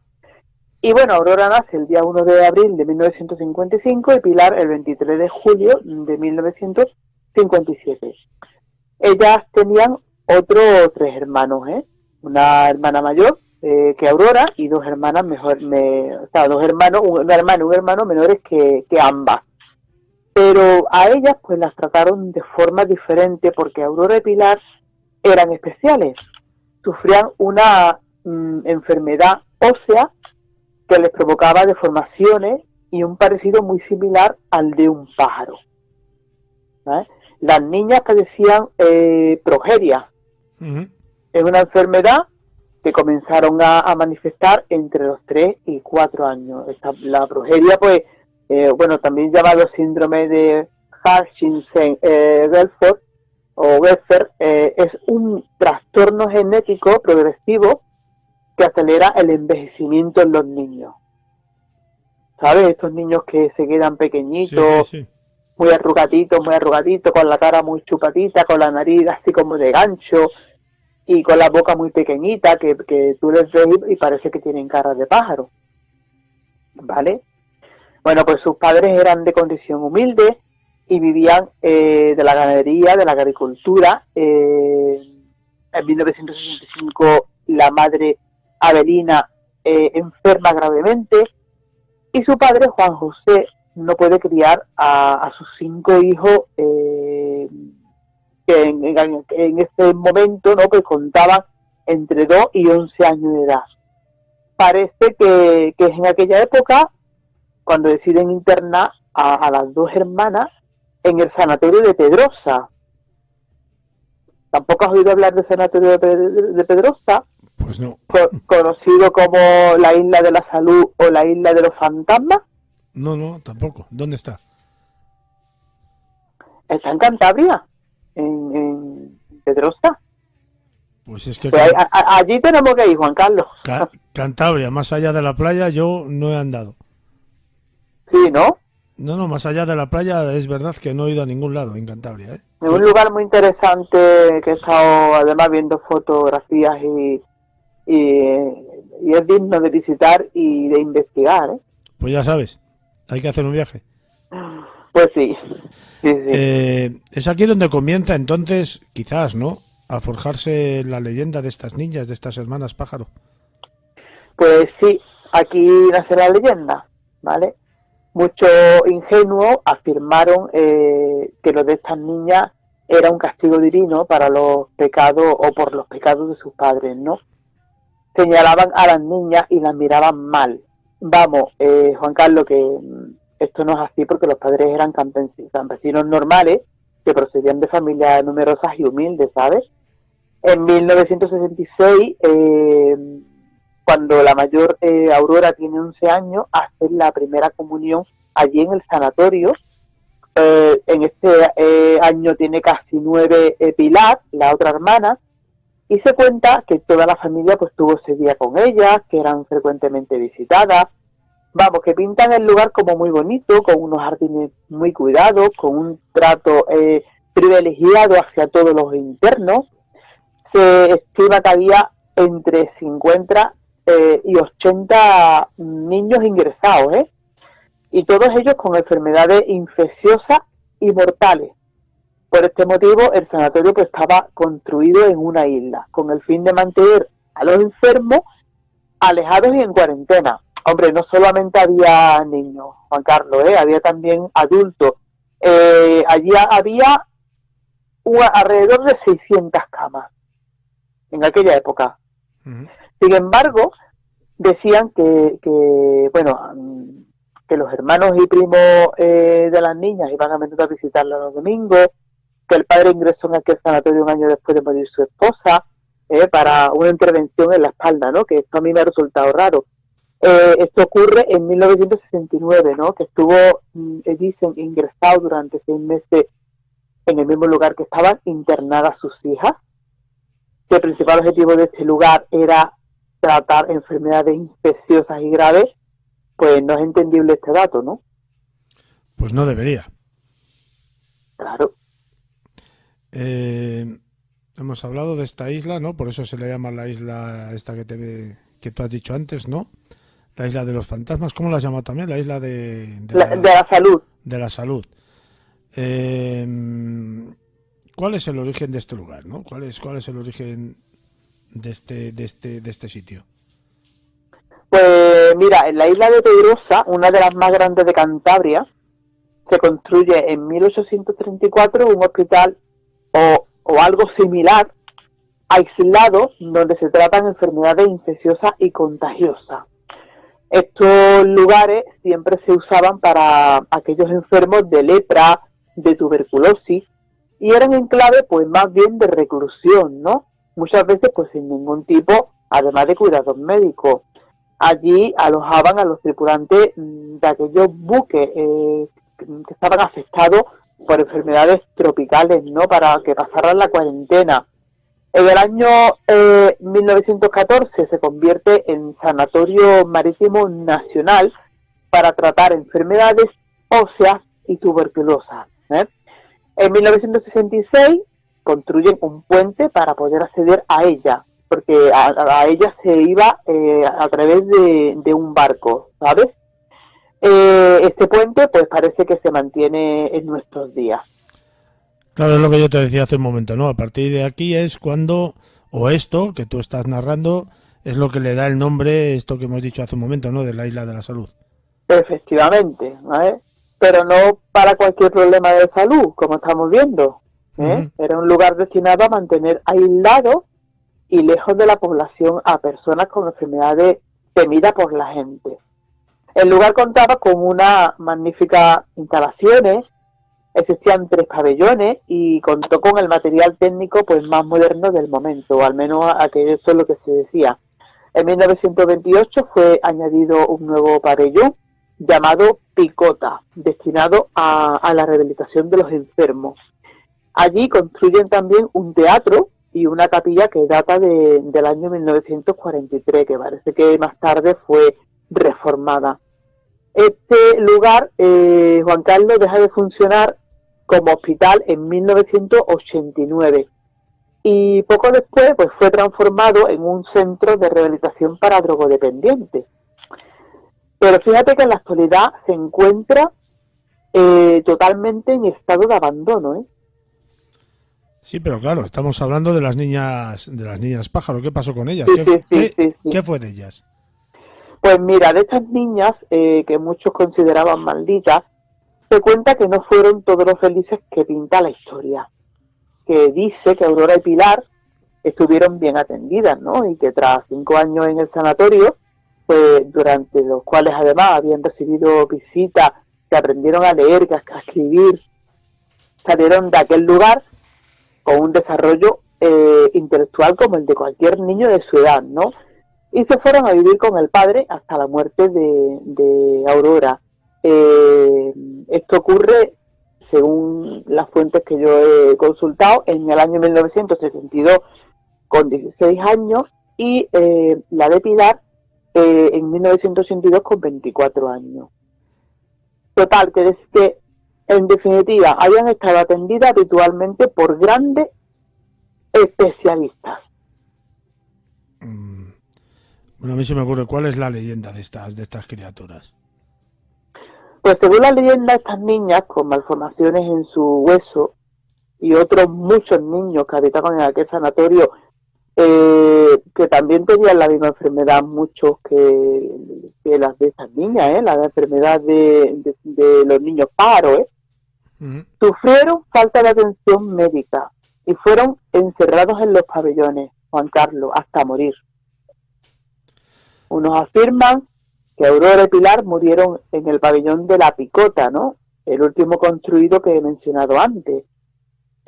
Y otros, sin embargo, pues que el fin de sus días fue en el pabellón número 2, junto a otros niños que sufrían pues su misma enfermedad. Bueno, y entonces, ¿por qué la creencia esa de que las niñas murieron en la isla de Pedrosa? Porque allí comienzan a producirse fenómenos paranormales. Es extraño que un enclave de tal envergadura cierre totalmente sus puertas un día y quede en el más absoluto abandono, ¿no crees? Pues sí. Allí hay todo tipo de golpes, Juan Carlos. Se oyen golpes, ruidos extraños, se oyen niños correr por los pasillos de los pabellones y sobre todo por el del número 2. Por eso piensan que las niñas murieron allí junto con otros niños, ¿vale? En el teatro también hay fenómenos, ¿vale? Pero ya digo que sobre todo se producen en el pabellón número 2. Dicen que han visto a niños salir de allí, y está aquello totalmente abandonado y además en ruina, que es una pena, porque aquello parecía que en su día fue una maravilla, ¿no?, de lugar. Un grupo de jóvenes que decidieron ir allí, atraídos por el misterio que rodea a la isla, estuvieron una noche investigando aquello y según parece, pues todos los miembros del grupo vieron salir de este pabellón número 2 a un conjunto de niños que iban acompañados por una enfermera. Y esto pues afirmaron haberlo visto todo, ¿eh? Y muchos, investigadores han recogido psicofonías, han oído los golpes, han visto destellos de luz en aquel lugar y otros pues fenómenos extraños, ¿no? Lo que sí es cierto es que no se sabe pues cuál de las dos historias de estas niñas es la verdadera, ¿eh? Fíjate que perdona un momento, estaba yo pensando ahora mismo en aquel sanatorio también que estuvimos de Viana de Cega, que también aquí en la provincia de Valladolid. En Valladolid. También de tuberculosos, ¿no? Tú fíjate la magnificencia de aquel edificio, la grandeza que tenía, la estructura y toda la planificación que tenía, incluso dentro de una capilla y una iglesia, ¿no? Sí. Es impresionante cuánto dolor albergan todos estos edificios, porque al igual que me imagino que estás hablando del de Santander, y a lo largo de toda la geografía, no sé si mundial, pero sí española, existen edificios de estos con ese dolor interino, ¿no? No sé cómo decirlo, dentro de las paredes, ¿no? Dentro de las entrañas del edificio. ¿Cómo no se puede llegar a manifestar ese dolor de alguna manera, ¿no, Concha? Pero fíjate además que curioso que la mayoría de estos edificios han sido antes, como tú dices, instituciones que se dedicaban a eso, a la curación de personas, ¿sabes? Sobre todo, pero eran personas con enfermedades raras o con problemas de la mente, con problemas mentales. Bueno, tú sabes que el de Viana de Cega, posteriormente fue también para niños disminuidos psíquicos. También fue para niños. Allí lo que ocurrió también fue que se encontraron a una chica que había sido asesinada a las puertas de aquel hospital, estando ya aquello abandonado, desde luego. ¿Cuántas cosas no habrán pasado sin el conocimiento de la gente? Tú fíjate, imagínate. Tú recuerdas cuando estuvimos aquí, no te voy a decir cuál, a ver si tú te acuerdas. ¿Cuál era la zona más fría del lugar? A ver si te acuerdas. ¿De aquel edificio? De aquí, del de Viana de Cega. El sótano. Bueno, evidentemente el sótano. No, pero cuando estuvimos en el edificio, no en el sótano. Sí. Había una sala que era tremendamente fría. No. Era aquella habitación grande donde estuvimos investigando que desde allí se podían ir golpes por todo el edificio, ¿no? Y que... La capilla también era un lugar muy frío. La capilla era muy fría. Claro. La capilla, sí, es verdad. Sí. La capilla era tremendamente fría, que además conectaba con esa especie de ascensor que subía a los muertos o bajaba a los muertos de un lado a otro. de la capilla para arriba. Sí, Pues y además estuvimos investigando en una sala donde se supone que dejaban a las personas que acababan de fallecer. eso es, esa es la sala grande que a lo mejor te refieres tú, ¿no? Sí, no, esa era una más pequeñita que había al lado de la capilla, que la capilla era tremenda, ¿eh? Sí, pero esa ahí es donde les ponían detrás, ¿no? De una Sí, salita sí, que había sí. allí, esa también tenía tela. También. También tenía tela marinera aquella. La verdad es que sí. Pero bueno, sacar, realmente no sacamos nada, ¿no? Pues la verdad que aquella vez sacamos poco. Impresiones nada más, ¿no? Ya sabes que son lugares donde se producen en efecto muchos fenómenos, pero no siempre, o no cuando tú quieres. Claro. El lugar no habla cuando tú quieres. Eso está más claro que el agua, ¿sabes? Claro, y hay que ir muchas veces, hay que repetir las visitas para tú poder captar algo. Eso de llegar y pegar, eso es muy complicado, ¿eh? Porque el fenómeno no le buscas tú, que parece que le vamos a buscar. El fenómeno te busca a ti. Eso es. No quería decir esto, pero bueno, parecido. No, el fenómeno se produce cuando él quiere o cuando él tiene, no sé si decirlo, una regularidad, por ejemplo, en el espacio-tiempo. ¿Sabes? A lo mejor tiene una continuidad y una regularidad y en determinado momento, por alguna circunstancia que desconocemos, se produce un determinado fenómeno anómalo, ¿no? Una anomalía en el espacio-tiempo y se produce cuando hay una regularidad. Y algo hay, Juan Carlos. Mira, últimamente me ha dado por grabar algunas sesiones, en algunas sesiones de las que tengo de tarot, ¿no? Uh-huh. Ya sabes que yo hay veces que veo las entidades, pero otras no los veo, las siento. Y cuando yo siento a la entidad, mi frase es: ha llegado alguien. Entonces, claro, la persona que tengo delante, bueno, que obviamente hemos hablado de esto y nos asusta porque me pregunta inmediatamente que quién es, que si es algún familiar, que sí, que le gustaría saber algo. Pues he optado por estas personas que ya me conocen y que ya hay una familiaridad, ¿no? Y ya saben que yo puedo conectar con ellas, ¿no? Pues he optado por con estas personas que siempre que acuden a mí llegan con alguien más, pues por grabar estas sesiones. Y estoy recogiendo unas psicofonías muy curiosas, ¿sabes, Juan Carlos? Porque además se me oye a mí decir: ha llegado alguien, y a continuación habla la entidad. Pero es que comenta frases completas. Y es una maravilla, vamos. No sé cómo no se me ha ocurrido a mí hacerlo antes, ¿sabes? Porque no era el momento, supuestamente, ¿no? Pues puede ser que no fuese el momento. Quizás porque te hayas quitado tantos amuletos que yo... A ver si te mando...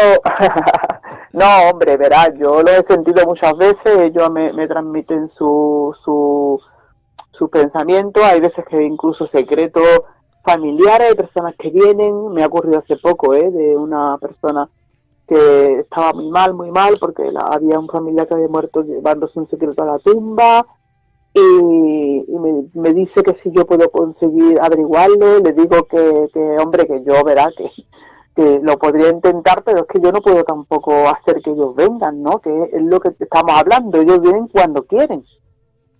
Pero mira por dónde que se presenta la entidad y me transmite unas palabras que se las digo a ella, y claro, cuando ella oye estas palabras, dice: es que por ahí es por donde van los tiros del secreto.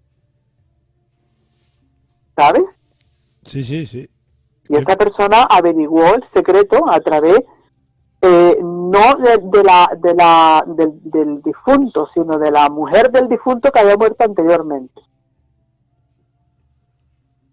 Bueno, la gente... Aquello fue increíble. La gente que tiene capacidades como tú, que veo que te estás encima sorprendiendo de lo que has vivido, que estás comentando, pues fíjate. Yo siempre me sorprendo. Fíjate los que no tenemos esas capacidades.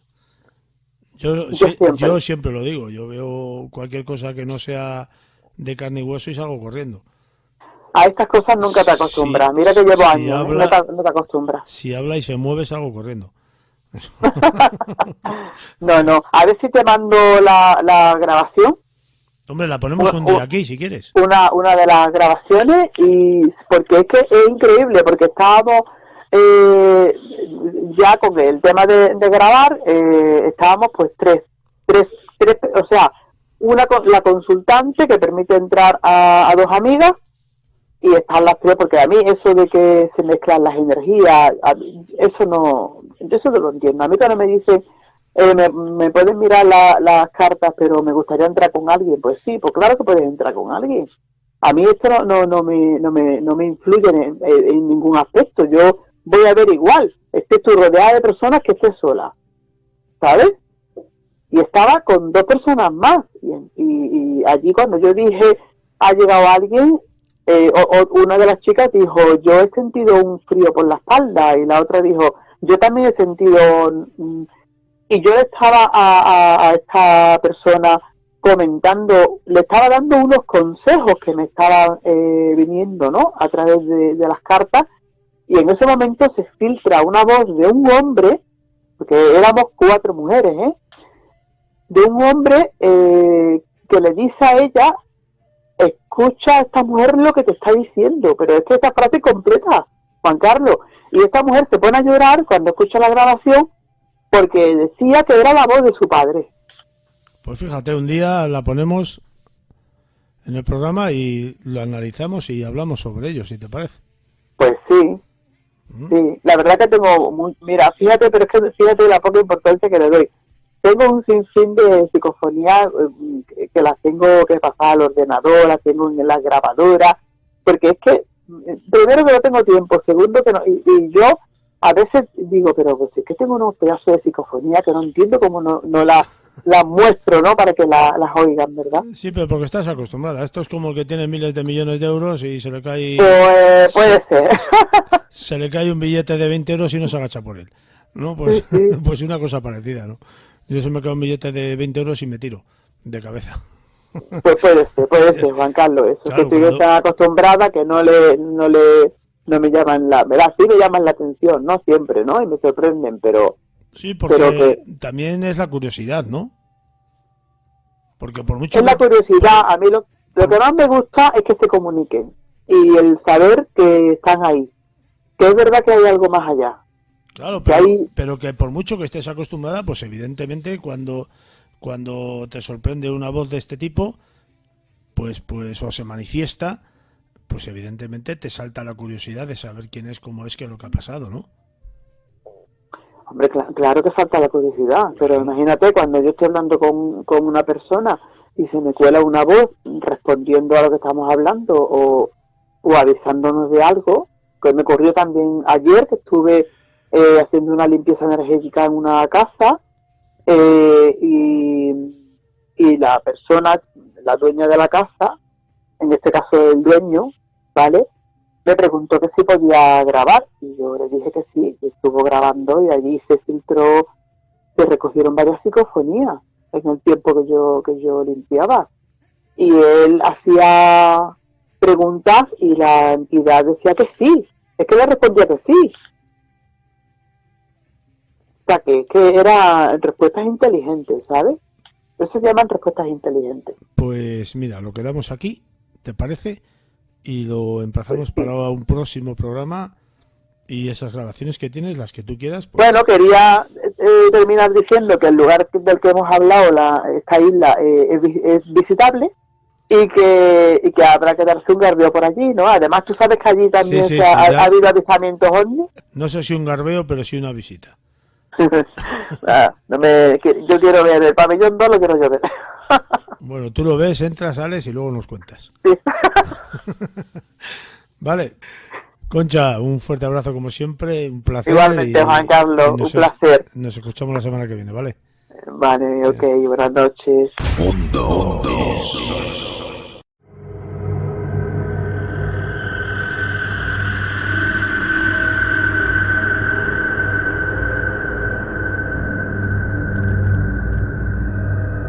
Creadores de la humanidad.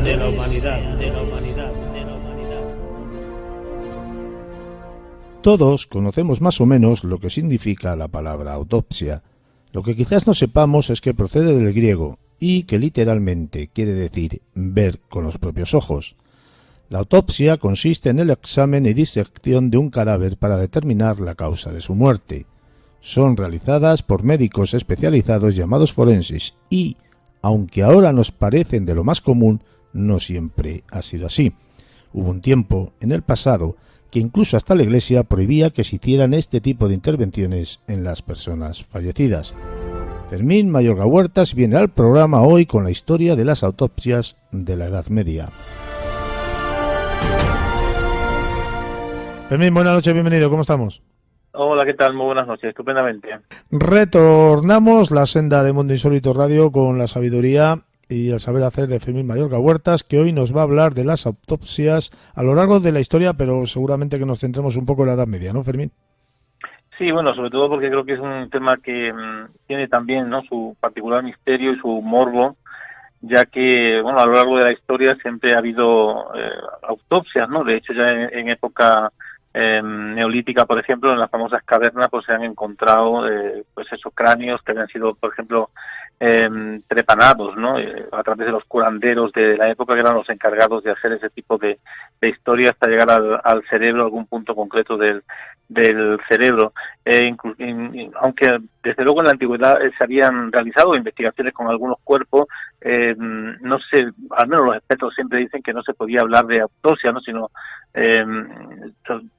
digamos propiamente dicho, y ya que en la Europa medieval, por ejemplo, pues la manipulación de los cadáveres con estos fines estaba prohibida, y lo único que se permitía era realizar embalsamaciones o cocer los cuerpos para evitar su descomposición, si estos sobre todo pues debían de ser trasladados para su inhumación en lugares lejanos.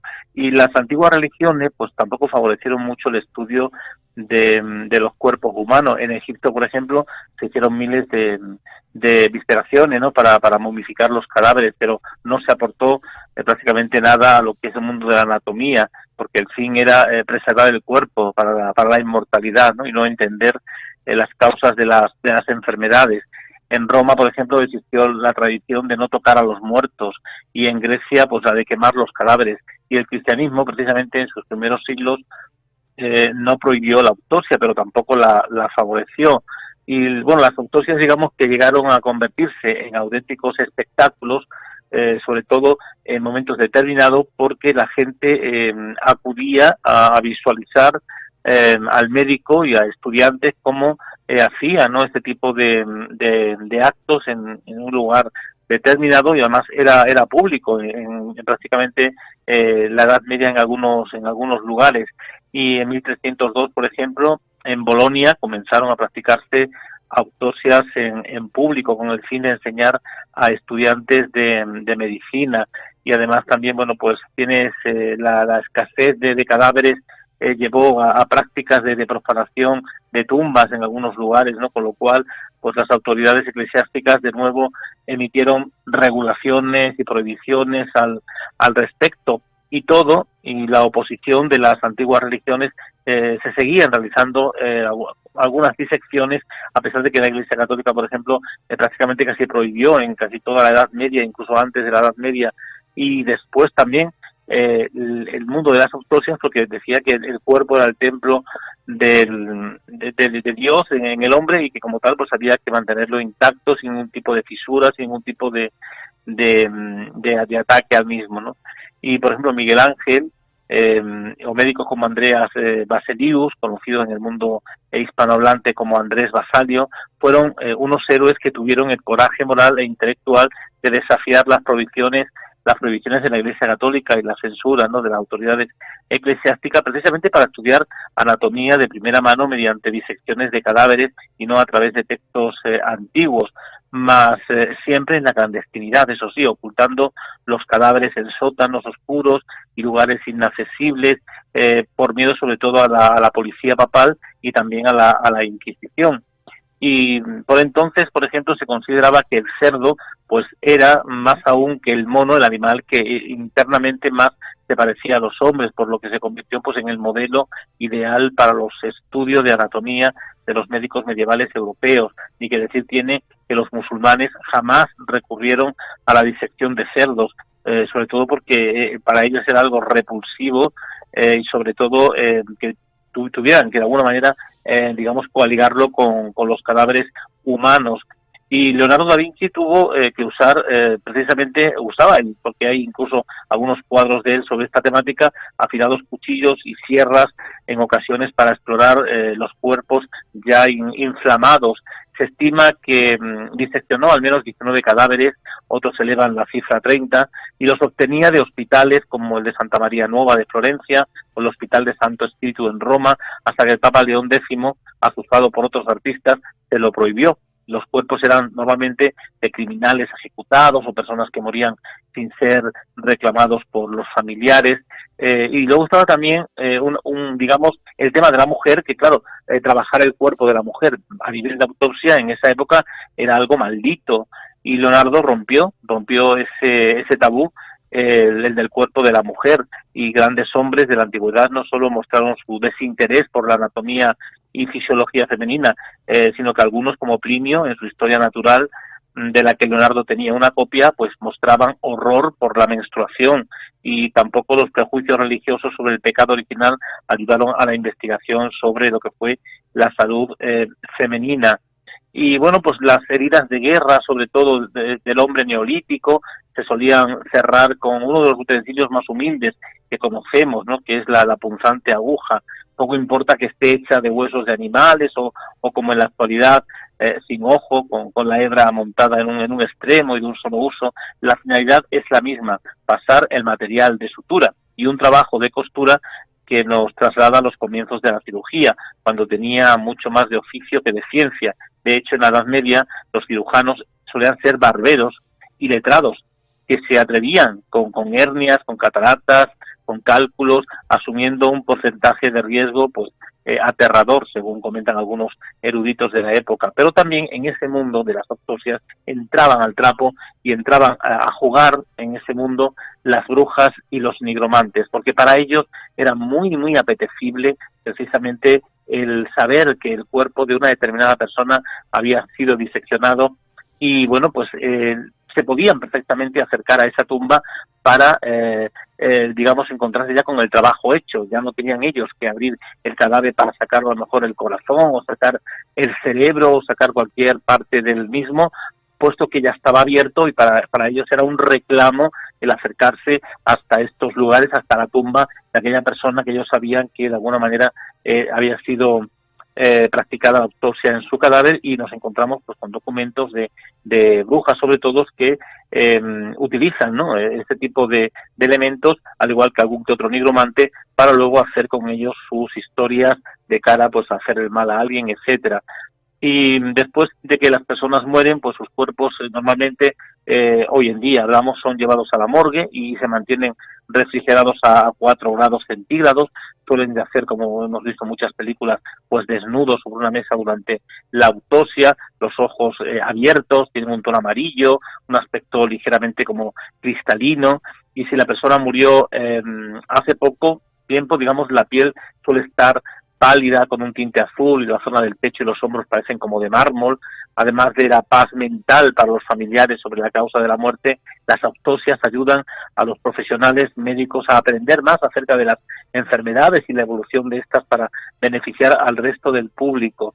Y creo además que sin el bombeo del corazón, la sangre es arrastrada hacia abajo por la gravedad, dejando pequeños charcos de líquido cuando se practica la autopsia. A veces el abdomen es como de color verde, dice que es debido a que las bacterias intestinales pues inician la descomposición del cuerpo, y para eliminar los órganos pues primero hace una incisión en las partes delanteras del cuerpo y sacan el esternón y la caja torácica, luego retiran el corazón, los pulmones, la estructura del cuello, el intestino, el hígado, el bazo, los riñones, la vejiga, el útero o la próstata, y por último, bueno, pues corta todo el halo del cráneo con un bisturí, retira la piel hacia adelante por la cara al nivel de las cejas y hacia abajo en la parte posterior de la cabeza, y a continuación utiliza un mazo y una llave para liberar el cráneo y retirar de alguna manera el cerebro. Esto es, digamos, que sería un poco lo que hoy en día se haría con el mundo las autopsias.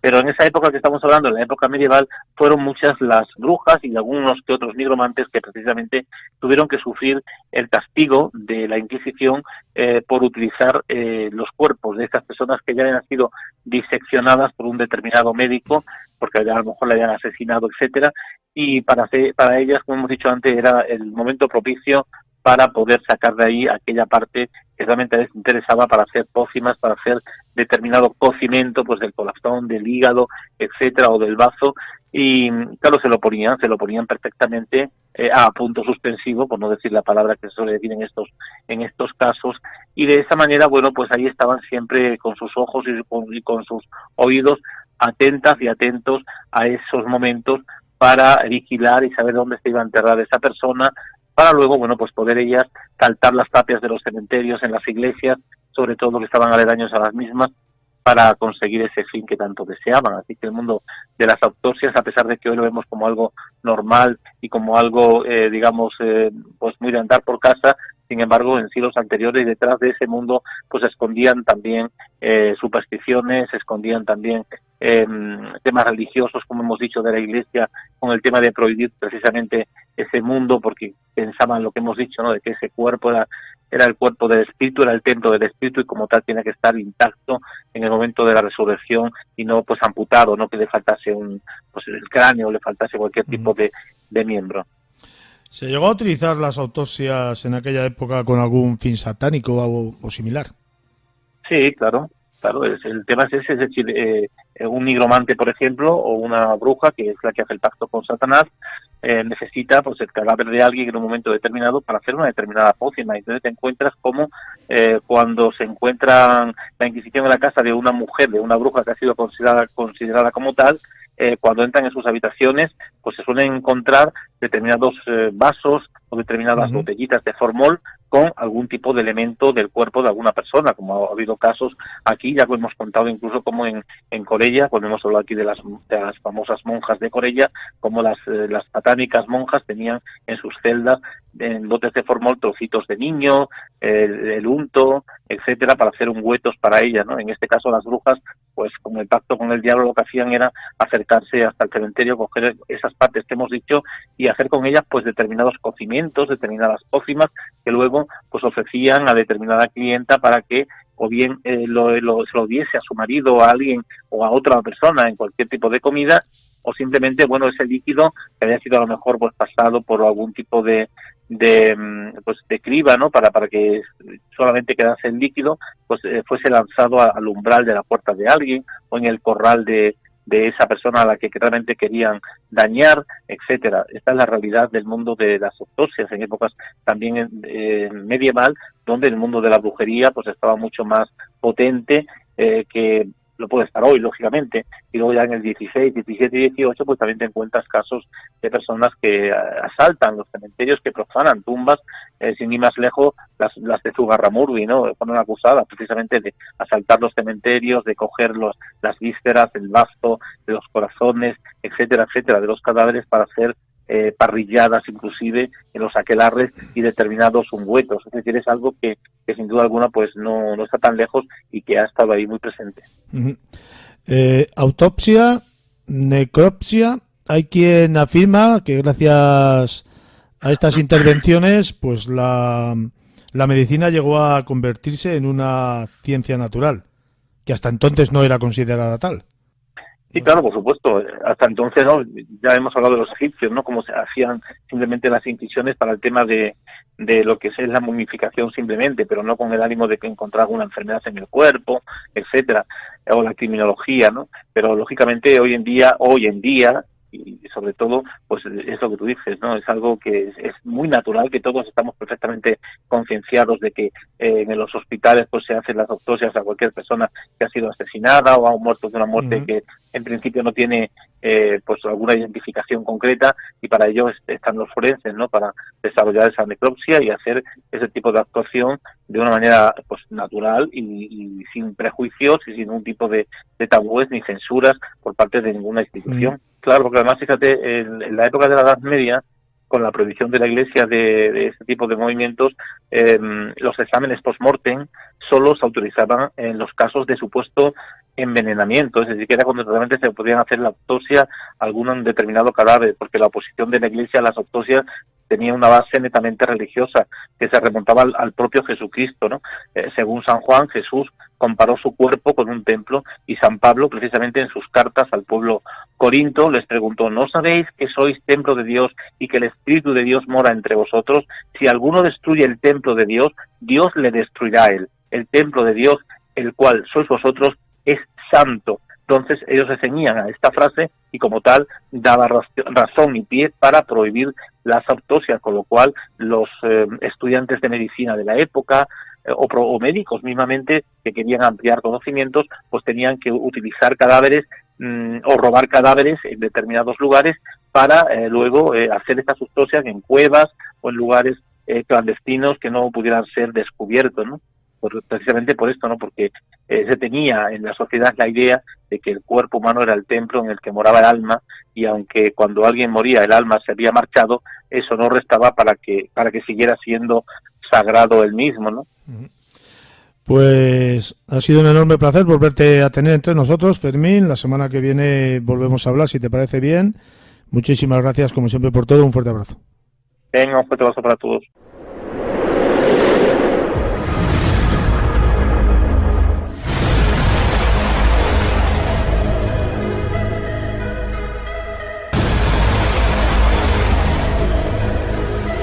Viaje a lo desconocido con mundoinsólitoradio.es.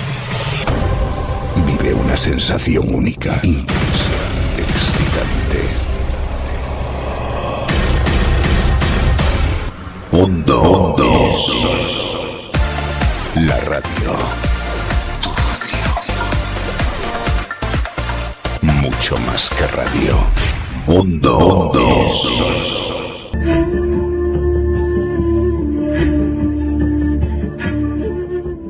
Hola amigos de Mundo Insólito Radio, bienvenidos a la sección Leyendas de Antonio Ceniza.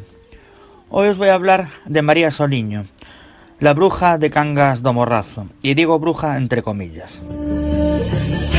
Una de las más bellas historias que guarda en su memoria popular Cangas do Morrazo es la de María Soliña, quien fue condenada ya por el siglo XVII por la Santa Inquisición acusada de brujería. En realidad, esta pobre mujer pudo ser, sin más, una víctima de un maquiavélico plan orquestado por el Santo Oficio y los nobles de la época, quienes no pretendían otra cosa que despojarla de todos sus bienes.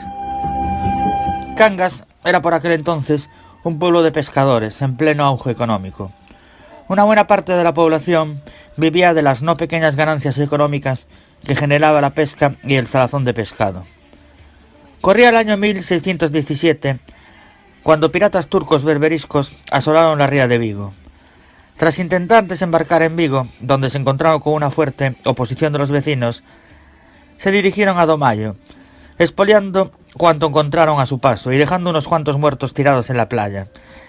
Entre ellos, Antonio Soliño y Pedro Barba, hermano y marido de María Soliño. A continuación, arrasaron el pueblo de Cangas, dejándolo sumido en la más absoluta pobreza. Tras el bárbaro ataque, sin viviendas y con sus utensilios de pesca y barcos destrozados, queda un pueblo absolutamente desolado. Cangas se sume en una más que notable crisis económica, que impide incluso que los vasallos paguen las rentas que los nobles exigen por el uso de sus tierras. Estando así las cosas, los nobles de la época, que no estaban dispuestos a perder el poderío económico que ostentaban desde hacía décadas, inician una campaña con el apoyo de la Santa Inquisición, de la cual formaban parte muchos de ellos, para denunciar por brujería a mujeres de la época que gozaban de una buena posición económica, mezclando entre ellas a otras mujeres declaradas pobres de solemnidad.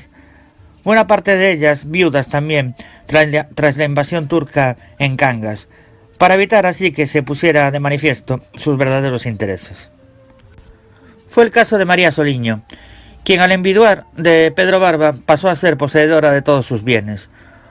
Una casa de 2 plantas en piedra, varias fincas, una dorna, que es una embarcación en gallego, y lo más importante, derechos de presentación en varias capillas y fregresías de la zona, entre ellas la iglesia de San Martín en Moaña, la colegiata de Cangas y la iglesia de San Cibrián en Aldán.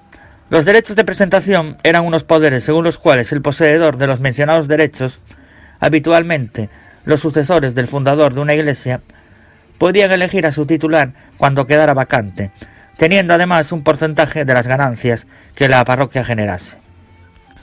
Siendo como era una mujer de importante fortuna, rápidamente llamó la atención de los nobles del lugar. La muerte de su marido y su hermano en la invasión turca del 1617 la sumió en una importante depresión.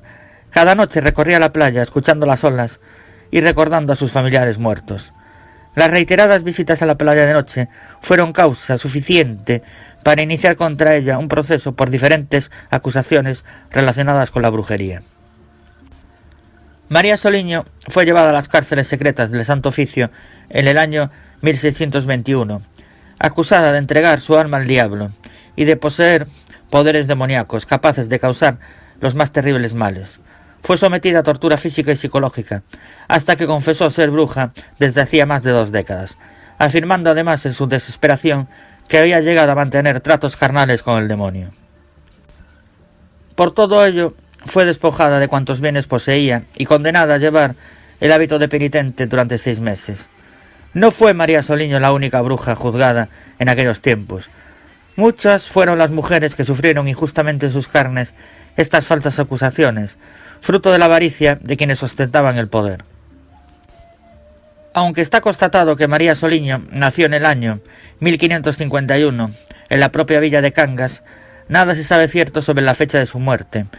No hay partida de defunción, ni se conoce el lugar donde pudo ser enterrada, lo que ha contribuido sin duda a alimentar el mito del personaje nunca muerto, María Soliña.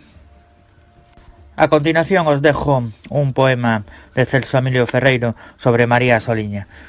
Por los caminos de Cangas a voz do vento semía, ai que Soliña quedache, María Soliña, nos areales de Cangas muros de noite se erguían, ai que solicha quedache, María Soliña, as ondas no mar de Cangas a cedos secos traguían, ai que solicha quedache, María Soliña, as gaivotas sobre Cangas soños de medo tecían, ai que Soliña quedache, María Soliña, baixos tesados de Cangas ando un terror de agua fría, ai que Soliña quedache, María Soliña. Os lo traduzco al castellano. Por los caminos de Cangas la voz del viento gemía, ay que solita quedaste, María Soliña. En los arenales de Cangas muros de noche se levantaban, ay que solita quedaste, María Soliña. Las olas del mar de Cangas ácidos secos traían, ay que solita quedaste, María Soliña. Las gaviotas sobre Cangas sueños de miedo tejían, ay que solita quedaste, María Soliña. Bajo los tejados de Cangas anda un terror de agua fría, ay que solita quedaste, María Soliña. Y hasta aquí mi sección por el día de hoy. Recordaros que me podéis encontrar en los blogs Misterios Leyendas de Galicia y Asturias WordPress.com, en el blog Leyendasmundo WordPress.com. También estamos en el grupo de investigación Misterios Galicia que dirige María Mar Marín Merino. Y también me podéis encontrar en el podcast de iVox, en el programa Misterios de las Noches Gallegas que dirige y presenta la compañera María Mar Marín Merino. Un abrazo a Juan Carlos Baruch Hernández, al resto de los colaboradores y a ustedes, amigos oyentes. Nos escuchamos en el próximo programa. Mundo.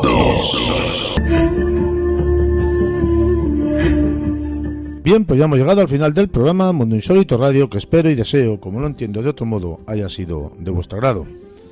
No olvidéis que podéis comentar y aportar información si así lo creéis necesario, contactando con el programa a través del email mundoinsólitoradio@hotmail.com o a través del teléfono 687 39 80 12, con el más 34 delante para aquellos que lo hagáis desde fuera de España. Vuestros comentarios, vuestra información, nos ayudan y nos aportan aquello necesario para poder mejorar y evolucionar en el sentido de vuestros gustos e inquietudes. Muchas gracias por vuestra atención y muchísimas gracias por estar ahí. Sin vosotros, ya lo sabéis, esto no tendría sentido.